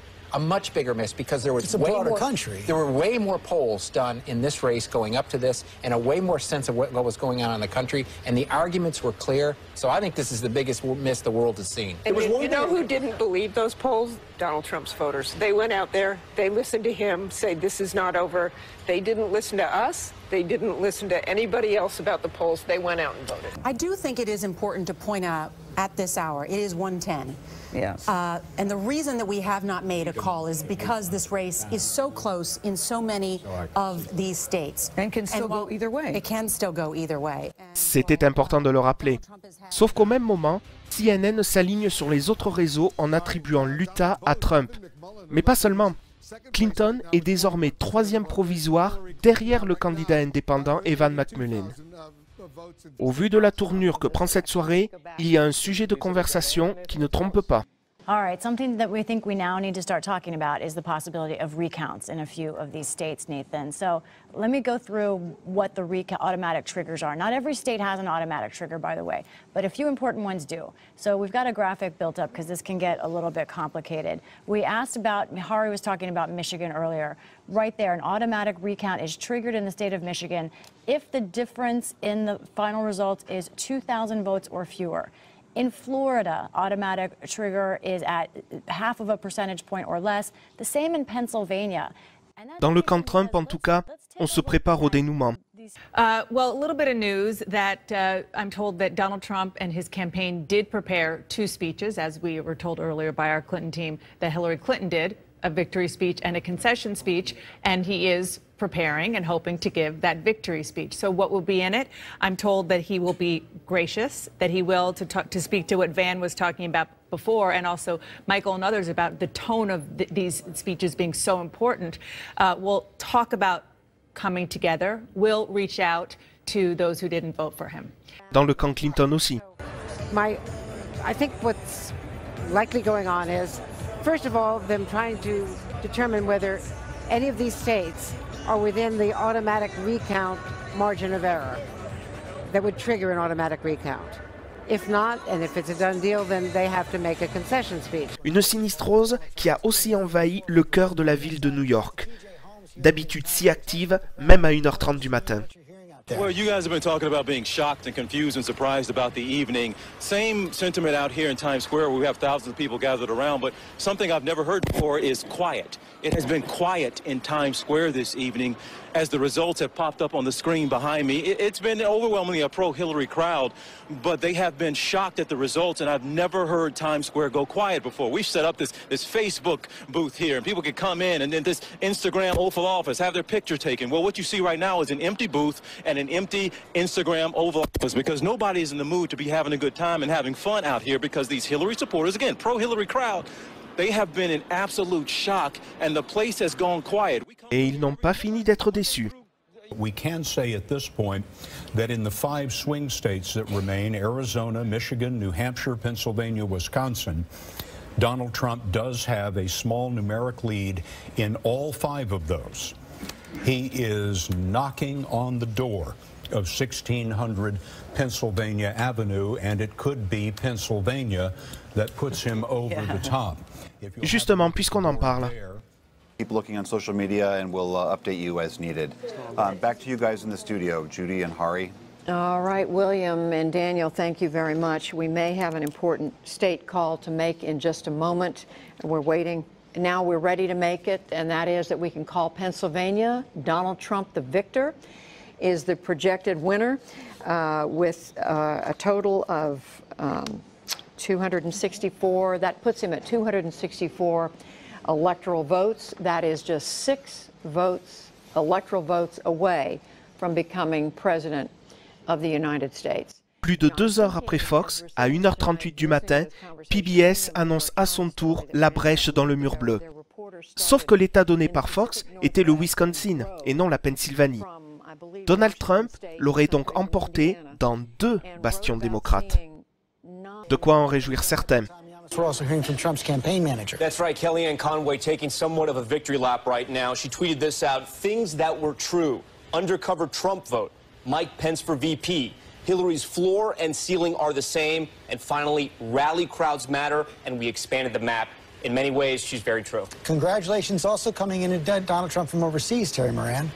Yes, indeed. The high fives are happening at the Kremlin. There's no question about it, because Vladimir Putin is a big winner here, and it will remain an open and perhaps unanswered question just how much the Russian government was mucking around in this election. But there's no question Putin and Putin's Russia have a freer hand in Ukraine and in Eastern Europe, and he is a person who has tried to sow this notion of the restoration of nationalism. 27 years ago today, the Berlin Wall fell, opening an era of walls and borders being much more porous and shrinking Russian power. And today, the guy who's going to build a wall, he says, won.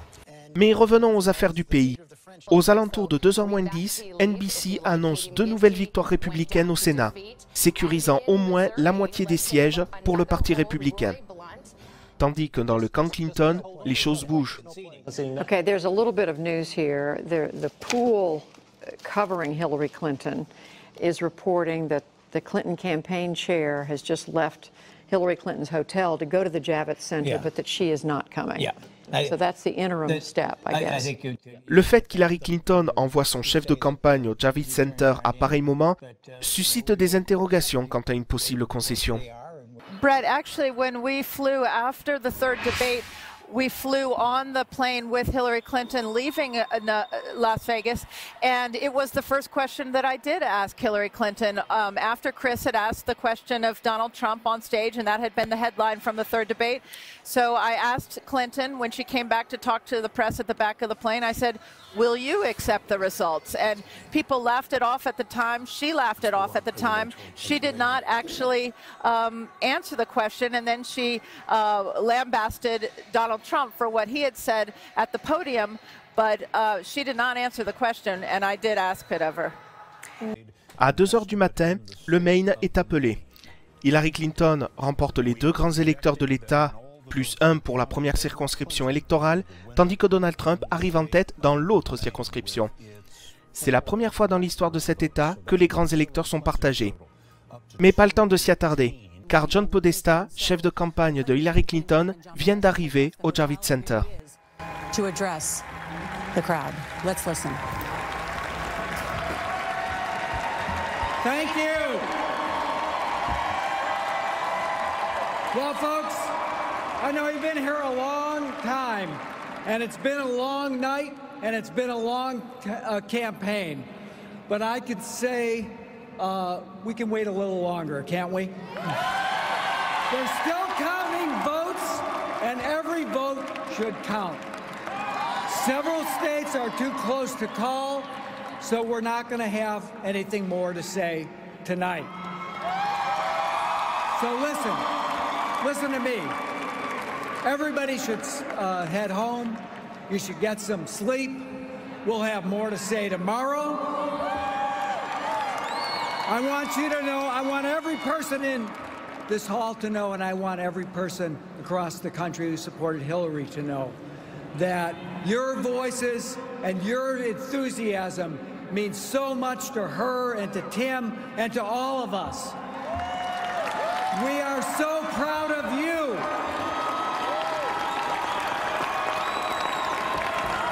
And we are so proud of her. She's done an amazing job, and she is not done yet. So thank you for being with her. She has always been with you. I have to say this tonight. Good night. We will be back. We'll have more to say. Let's get those votes counted, and let's bring this home. Thank you so much for all of you have done. You are in all of our hearts. Thank you. Une question fondamentale se pose désormais. À l'instant où John Podesta quitte l'estrade, peu après 2 heures, quelles sont réellement les chances d'Hillary Clinton de remporter l'élection? Mathématiquement, tout est jouable, puisqu'aucun média n'a encore attribué 270 grands électeurs à l'un ou l'autre des candidats. Sur 50 États, un vainqueur a été annoncé par tous les réseaux dans 42 d'entre eux, ainsi que sur le district de Columbia. Dans le Nebraska, 4 des 5 grands électeurs ont été accordés à Trump. Les résultats sur la 2e circonscription sont encore trop serrés. Sur le Maine, tout le monde, à l'exception de CNN, a attribué 3 grands électeurs à Clinton et 1 à Trump.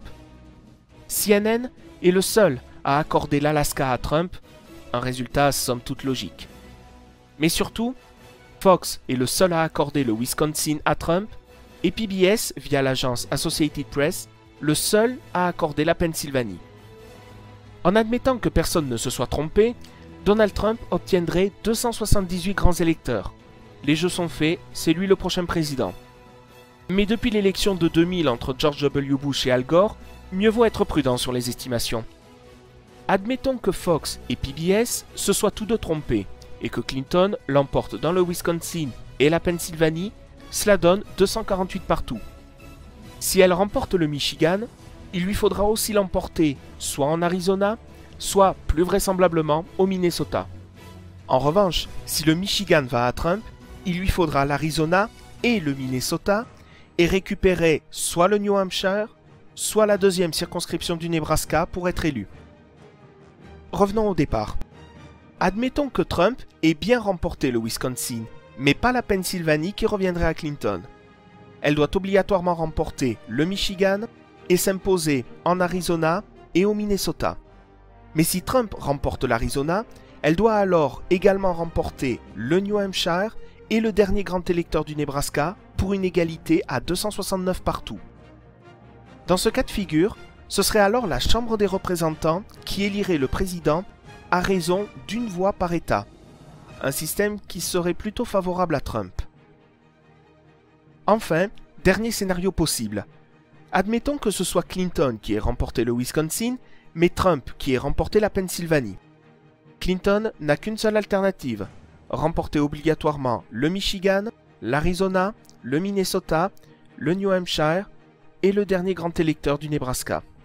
Car si Trump remporte le Nebraska en entier, c'est l'égalité à 269 partout. En résumé, à l'instant où John Podesta quitte l'estrade, la victoire d'Hillary Clinton reste possible, mais fort peu probable. You know, I've seen this movie twice before. 2000 in Nashville, Tennessee, I was covering Al Gore. Billy Daley, who was the campaign chairman, came to say that there would be no conclusion to that election that night.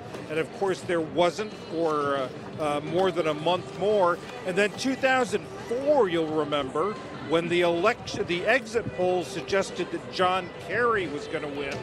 And it went well into the night, and White House Chief of Staff Andrew Card came to the Reagan Center to say essentially the same thing, tell everyone to go home, get some sleep.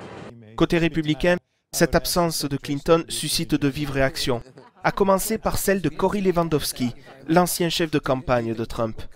First and foremost, Hillary Clinton is going to lose tonight. She should call Donald Trump immediately and say, you've run a great race, thank you very much. Secondly, she owes it to the American people to make a speech. If this was Donald Trump sending out the chairman of his campaign saying, we're not going to address this tonight because all the votes aren't counted, it's, 2 o'clock in the morning on the East Coast. We have 99.9% of these ballots counted. We're waiting for a small fraction in Pennsylvania, a small fraction in Wisconsin, which will not materially change the outcome of this election. Corey, you won. So where is the conciliatory note to say, I want my people to support one president? Where's that message? It's got to start with you, man. No, it has to start with the president who ran. It has to start with Hillary Clinton who ran. Look, I didn't run for president. John Podesta didn't run for president. See, this is the fear. Here it is. You see it. You won. Say it again. I didn't hear you. You won. That's right. And Hillary Clinton should say that to the American people and say, support Donald Trump because there's one president. This is it. Do you know how many times we heard, will Donald Trump concede this race? Will he call into question? Right. You know what we're seeing tonight? We're seeing Hillary Clinton, who refuses to concede.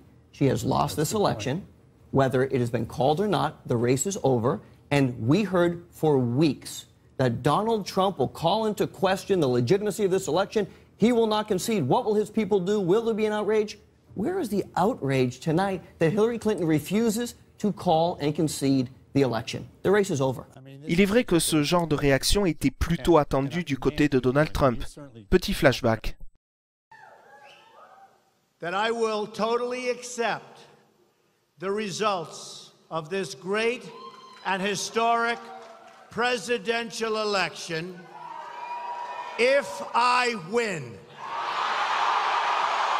I want to ask you here on the stage tonight, do you make the same commitment that you will absolutely, sir, that you will absolutely accept the result of this election? I will look at it at the time. I'm not looking at anything now. I'll look at it at the time. Sir, there is a tradition in this country, in fact, one of the prides of this country is the peaceful transition of power, and that no matter how hard fought a campaign is, that at the end of the campaign, that the loser concedes to the winner, not saying that you're necessarily going to be the loser or the winner, but that the loser concedes to the winner and that the country comes together in part for the good of the country. Are you saying you're not prepared now to commit to that principle? What I'm saying is that I will tell you at the time. I'll keep you in suspense. Donald, listen, I'm trying to help you, buddy. So repeat after me. I, Donald Trump. I, the best ever Donald Trump. Promise to accept. Promise to accept. The results of this election. The results of this election if I win. Got you, loser, trademark. Ironie du sort, à 2 h du matin passé, ce sont les supporters de Trump en liesse qui scandent haut et fort une référence au coup de fil que le perdant s'engage à donner au vainqueur pour lui concéder la victoire. Une image qui contraste avec le Javits Center qui se vide à la vitesse grand V d'une population à la mine défaite. Quelques minutes plus tard, NBC confirme que le Sénat demeurera majoritairement républicain. Donald Trump s'apprête à devenir président avec la majorité dans les 2 chambres, une première pour un républicain depuis fort longtemps. When's the last time that a Republican president had a both-house Republican Congress? 1928. 1928? Wow. So Eisenhower never had it either? Wow. Et aux alentours de 2 h 15, PBS s'aligne sur CNN en accordant l'Alaska à Trump, qui, selon leur décompte, dispose désormais de 269 grands électeurs, et qui vient juste d'arriver à l'hôtel Hilton où une foule bondée l'attend. À ce stade, l'officialisation de sa victoire n'est qu'une question de minutes. C'est le Wisconsin qui va transformer la soirée. CNN devient le 2e réseau à attribuer cet État à Trump, confirmant ainsi le résultat donné par Fox près de 3 heures auparavant. Quelques minutes plus tard, PBS s'apprête aussi à donner le même résultat, avec un tout autre impact. Souvenez-vous, le Wisconsin, 10 grands électeurs. Well, Donald Trump is on his way to the Hilton Hotel in Manhattan. Is he? And I don't think that's very far from Trump Tower. I don't remember the addresses in New York City, but they're pretty close together. Very close. The Associated Press is calling Wisconsin, so that puts him over the top. Donald Trump is the next president of the United States. We can project it on the basis of an Associated Press report that Donald Trump will win the state of Wisconsin. That is 10 more electoral votes, 269, 279. You need 270 to be president. Our next president will be Donald Trump. Wow. Cette fois, les jeux sont faits. En tout cas sur PBS et selon l'agence Associated Press. Donald Trump a passé la barre symbolique des 270 grands électeurs. Mais à son QG, aucune euphorie chez ses supporters. Visiblement, personne n'est au courant de la victoire de leur champion. Cela dit, au Javits Center, ils sont encore moins nombreux à être informés de la défaite de leur championne, qui intervient moins d'une demi-heure après la mise au point de John Podesta. Quant aux autres réseaux de télévision, à défaut de confirmer le résultat de PBS, on continue de scruter les états décisifs. But if you look at this again, let's go Pennsylvania, 97%. Hold on one second. I want to go back to Dana right now. Dana, what are you learning? You know, Wolf, I have a little bit of information, but I just want to be sure that I have it right before I report it to you. So go back and talk to John, and we'll get back to you. So just go through this. As you go through these, again, you go through the outstanding states. Wisconsin, you see the lead. You're looking for to try to find the Democratic votes, and The math's just not there. And that, again, if it was one state, you'd say, okay, they're going to be extra careful about one last state. You come back to Michigan, it's very hard for the math. And I just want to pop this up, Wolf. It is not inconceivable that Donald Trump catches up in Minnesota. Minnesota, the one state Walter Mondale won in the Reagan sweep. Now, it's, the math is hard still. It's a close race there, but this is a sweep. Dana, you wanted to be precise, so go ahead. That's right. CNN can report that Hillary Clinton has called Donald Trump to concede the race. She has called Donald Trump to say that she will not be president, and I'm not sure the exact words, but probably to congratulate President-elect Donald Trump. So that has happened in the last few moments. Cette annonce intervient moins de 10 minutes après le résultat de l'agence Associated Press. Et c'est ce qui était prévu, comme le confiera quelques mois plus tard à ABC News Kellyanne Conway. La veille du scrutin, un accord avait été passé entre les deux staffs de campagne. Une fois qu'Associated Press aurait désigné un vainqueur, le perdant s'engageait à lui concéder la victoire dans les 15 minutes.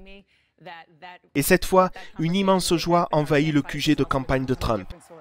Sauf que ces scènes de liesse ne sont pas liées à l'information de CNN, mais à celle de Fox News qui tourne en boucle à l'hôtel Hilton, car dans le même temps, le nombre de grands électeurs attribués à Trump passe là aussi la barre symbolique des 270, sans que les analystes en plateau ne s'en aperçoivent, contrairement à la foule massée près du studio. Supporters and advocates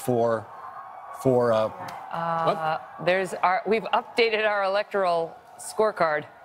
What is going on? We are going to make this decision now. The Fox News decision desk has called Pennsylvania for Donald Trump. This means that Donald Trump will be the 45th president of the United States, winning the most unreal, surreal election we have ever seen. This candidacy starting on an escalator ride 1 year ago and going down against 16 Republican candidates. What started off as unlikely, impossible, is now reality. Fox devient le premier des 4 grands réseaux de télévision à annoncer la victoire de Donald Trump. Plus rien désormais ne saurait arrêter la marche de l'histoire. Moins de 5 minutes après cette annonce, Mike Pence, le colistier de Donald Trump et désormais vice-président élu, s'avance sur l'estrade avec sa famille. This is a historic night.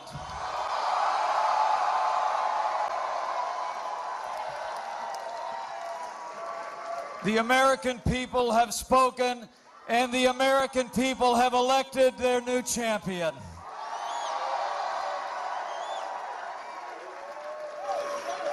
America has elected a new president, and it's almost hard for me to express the honor that I and my family feel that we will have the privilege to serve as your Vice President of the United States of America.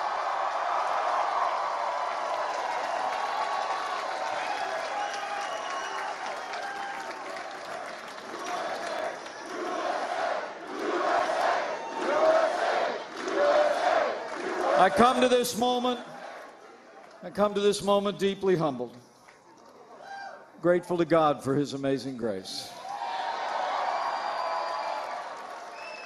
Grateful to my family, my wonderful wife Karen, our son Michael and his fiancée Sarah, our daughter Audrey, far away, and our daughter Charlotte.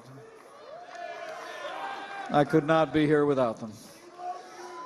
And I'm deeply grateful to the American people for placing their confidence in this team and giving us this opportunity to serve. And I'm mostly grateful to our president-elect, whose leadership and vision will make America great again.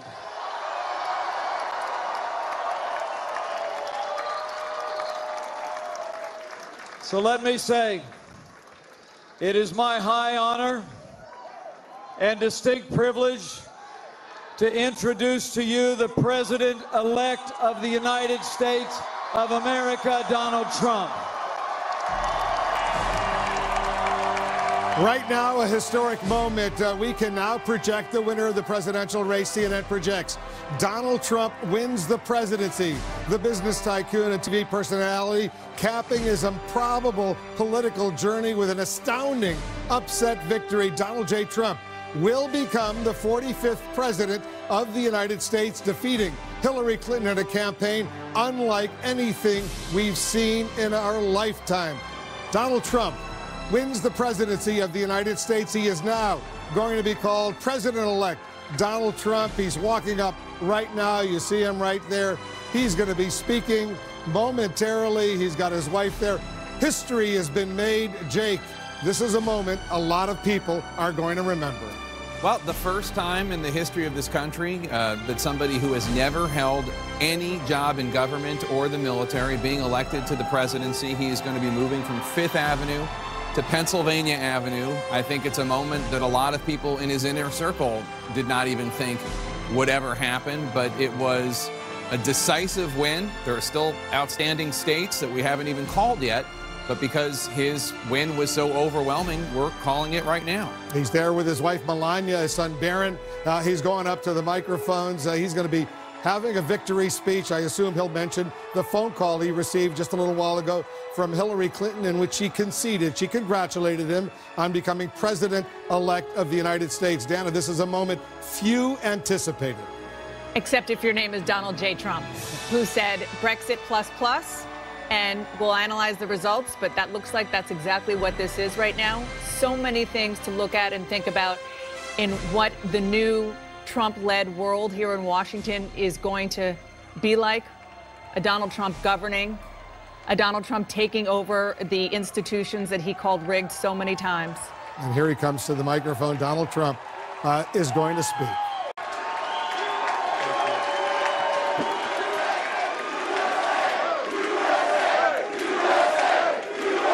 Thank you. Thank you very much, everybody. Sorry to keep you waiting. Complicated business. Complicated.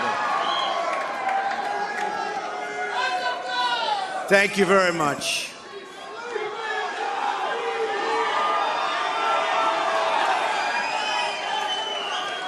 I've just received a call from Secretary Clinton.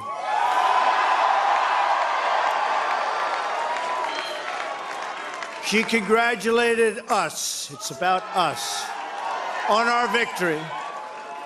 And I congratulated her and her family on a very, very hard-fought campaign. I mean, she fought very hard.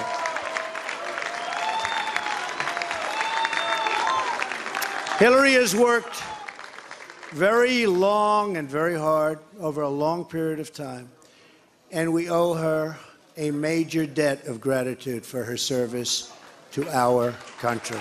I mean that very sincerely. Now it's time for America to bind the wounds of division. Have to get together. To all Republicans and Democrats and independents across this nation, I say it is time for us to come together as one united people. Time. I pledge to every citizen of our land that I will be president for all Americans, and this is so important to me.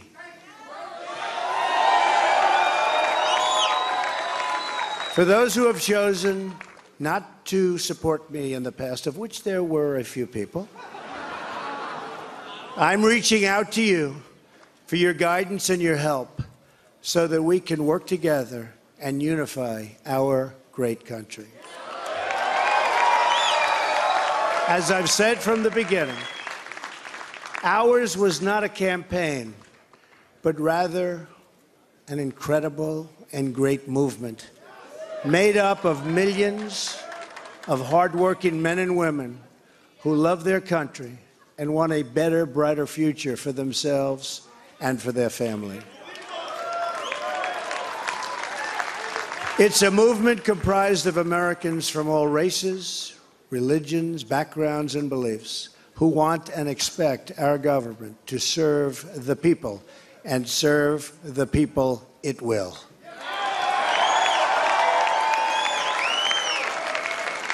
Working together, we will begin the urgent task of rebuilding our nation and renewing the American dream. I've spent my entire life in business looking at the untapped potential in projects and in people all over the world. That is now what I want to do for our country. Tremendous potential. I've gotten to know our country so well. Tremendous potential. It's going to be a beautiful thing. Every single American will have the opportunity to realize his or her fullest potential. The forgotten men and women of our country will be forgotten no longer.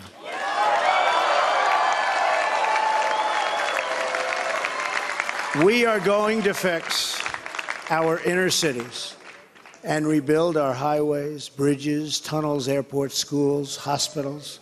We're going to rebuild our infrastructure, which will become, by the way, second to none. And we will put millions of our people to work as we rebuild it. We will also finally take care of our great veterans.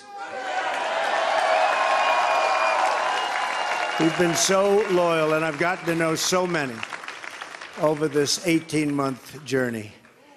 The time I've spent with them during this campaign has been among my greatest honors. Our veterans are incredible people. We will embark upon a project of national growth and renewal. I will harness the creative talents of our people, and we will call upon the best and brightest to leverage their tremendous talent for the benefit of all. It's going to happen. We have a great economic plan. We will double our growth and have the strongest economy anywhere in the world. At the same time, we will get along with all other nations, willing to get along with us. We will be. We'll have great relationships. We expect to have great, great relationships. No dream is too big, no challenge is too great. Nothing we want for our future is beyond our reach. America will no longer settle for anything less than the best. We must reclaim our country's destiny and dream big and bold and daring. We have to do that. We're going to dream of things for our country, and beautiful things and successful things once again. I want to tell the world community that while we will always put America's interests first, we will deal fairly with everyone, all people and all other nations.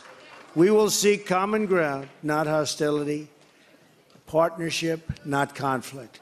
And now, I'd like to take this moment to thank some of the people who really helped me with this, what they are calling tonight, very, very historic victory. First, I want to thank my parents, who I know are looking down on me right now. Great people. I've learned so much from them. They were wonderful in every regard. I had truly great parents. I also want to thank my sisters, Marianne and Elizabeth, who are here with us tonight. And where are they? They're here someplace. They're very shy, actually. And my brother Robert, my great friend. Where is Robert? Where is Robert? My brother Robert. And they should all be on this stage, but that's okay. They are great. And also my late brother, Fred, great guy, fantastic guy. Fantastic family. I was very lucky. Great brothers, sisters, great, unbelievable parents. To Melania and Don,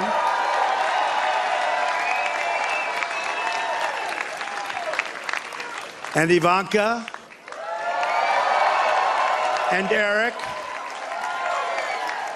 and Tiffany, and Barron, I love you and I thank you, and especially for putting up with all of those hours. This was tough. This was tough. So, it's been what they call a historic event, but to be really historic, we have to do a great job. And I promise you that I will not let you down. We will do a great job. We will do a great job. I look very much forward to being your president. And hopefully at the end of 2 years or 3 years or 4 years, or maybe even 8 years,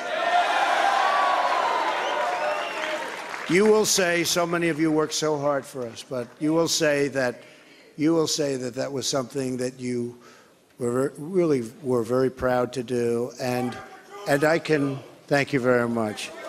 And I can only say that while the campaign is over, our work on this movement is now really just beginning. We're going to get to work immediately for the American people. And we're going to be doing a job that hopefully you will be so proud of your president. You'll be so proud. Again, it's my honor. It was an amazing evening. It's been an amazing 2-year period. And I love this country.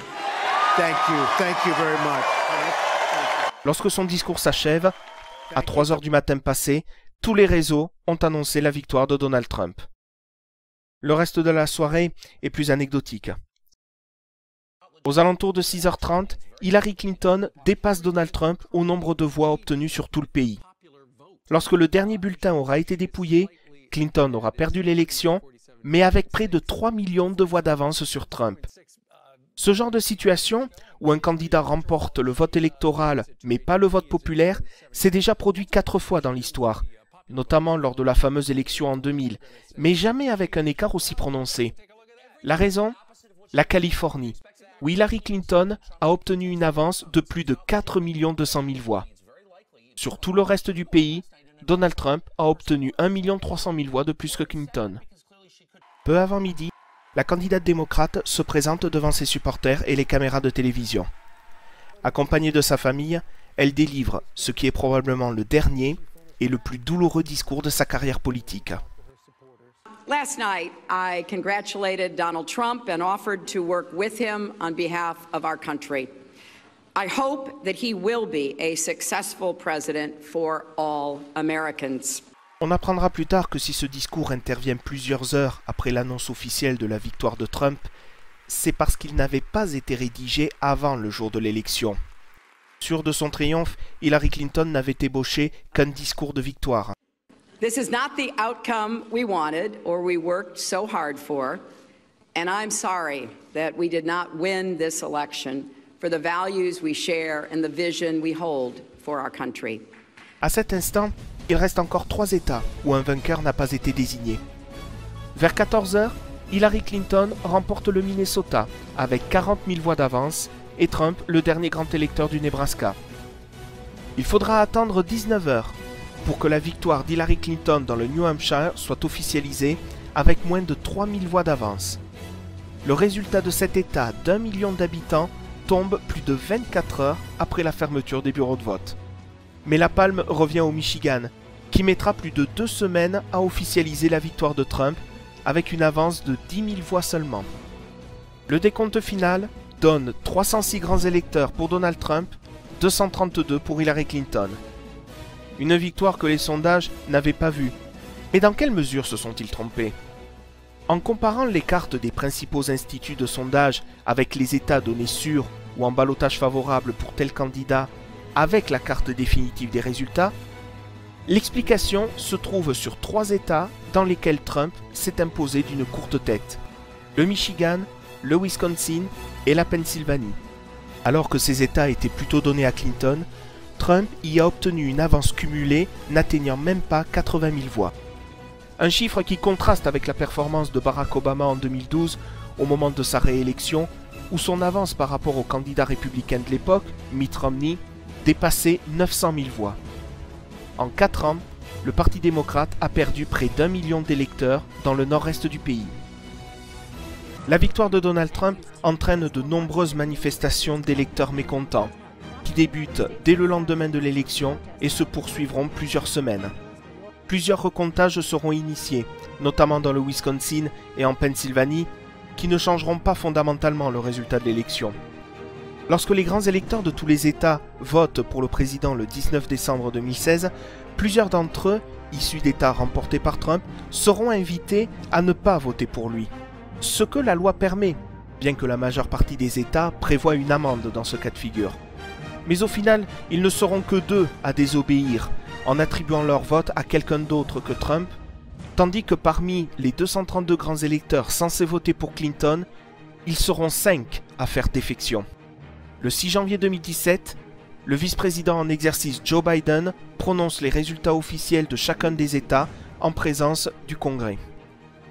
Mr. President, I object to the certificate from the state of Alabama on the grounds that the electoral votes were not, under all of the known circumstances, regularly given and that the electors were not lawfully certified, especially given the confirmed and illegal activities engaged by the government of Russia designed to interfere with our election and the widespread violations of the Voting Rights Act that unlawfully suppressed thousands of votes in the state of Alabama. Debate allowed.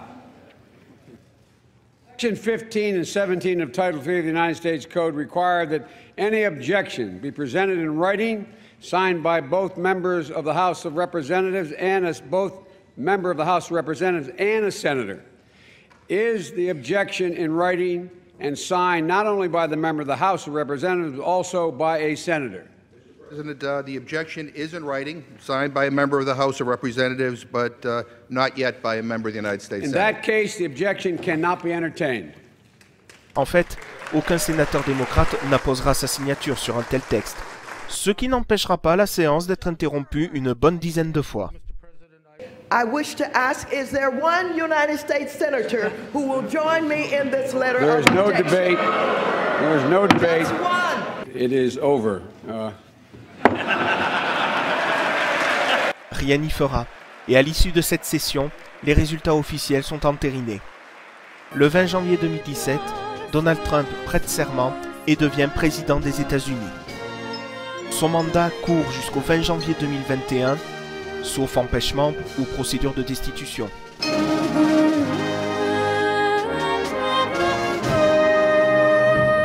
Les prochaines élections présidentielles auront lieu le mardi 3 novembre 2020.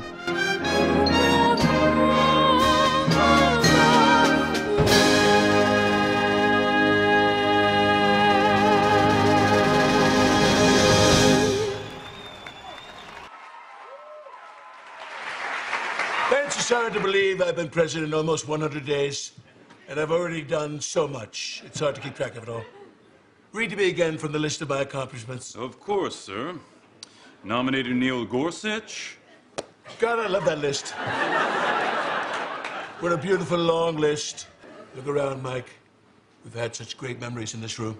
Yeah, if these walls could talk. Oh, my God, can they? It wasn't me. No, sir, that's just a saying. Anyway, like I was saying, so many memories in this room. This is where I met with the Chinese president. That was at Mar-a-Lago, sir. Well, this is where I ordered the Syrian strike. That was also at Mar-a-Lago, sir. Well, this is where I showed classified information to the Japanese prime minister. That was in front of a bunch of waiters at Mar-a-Lago, sir. Well, the point is, these 100 days have been such a success.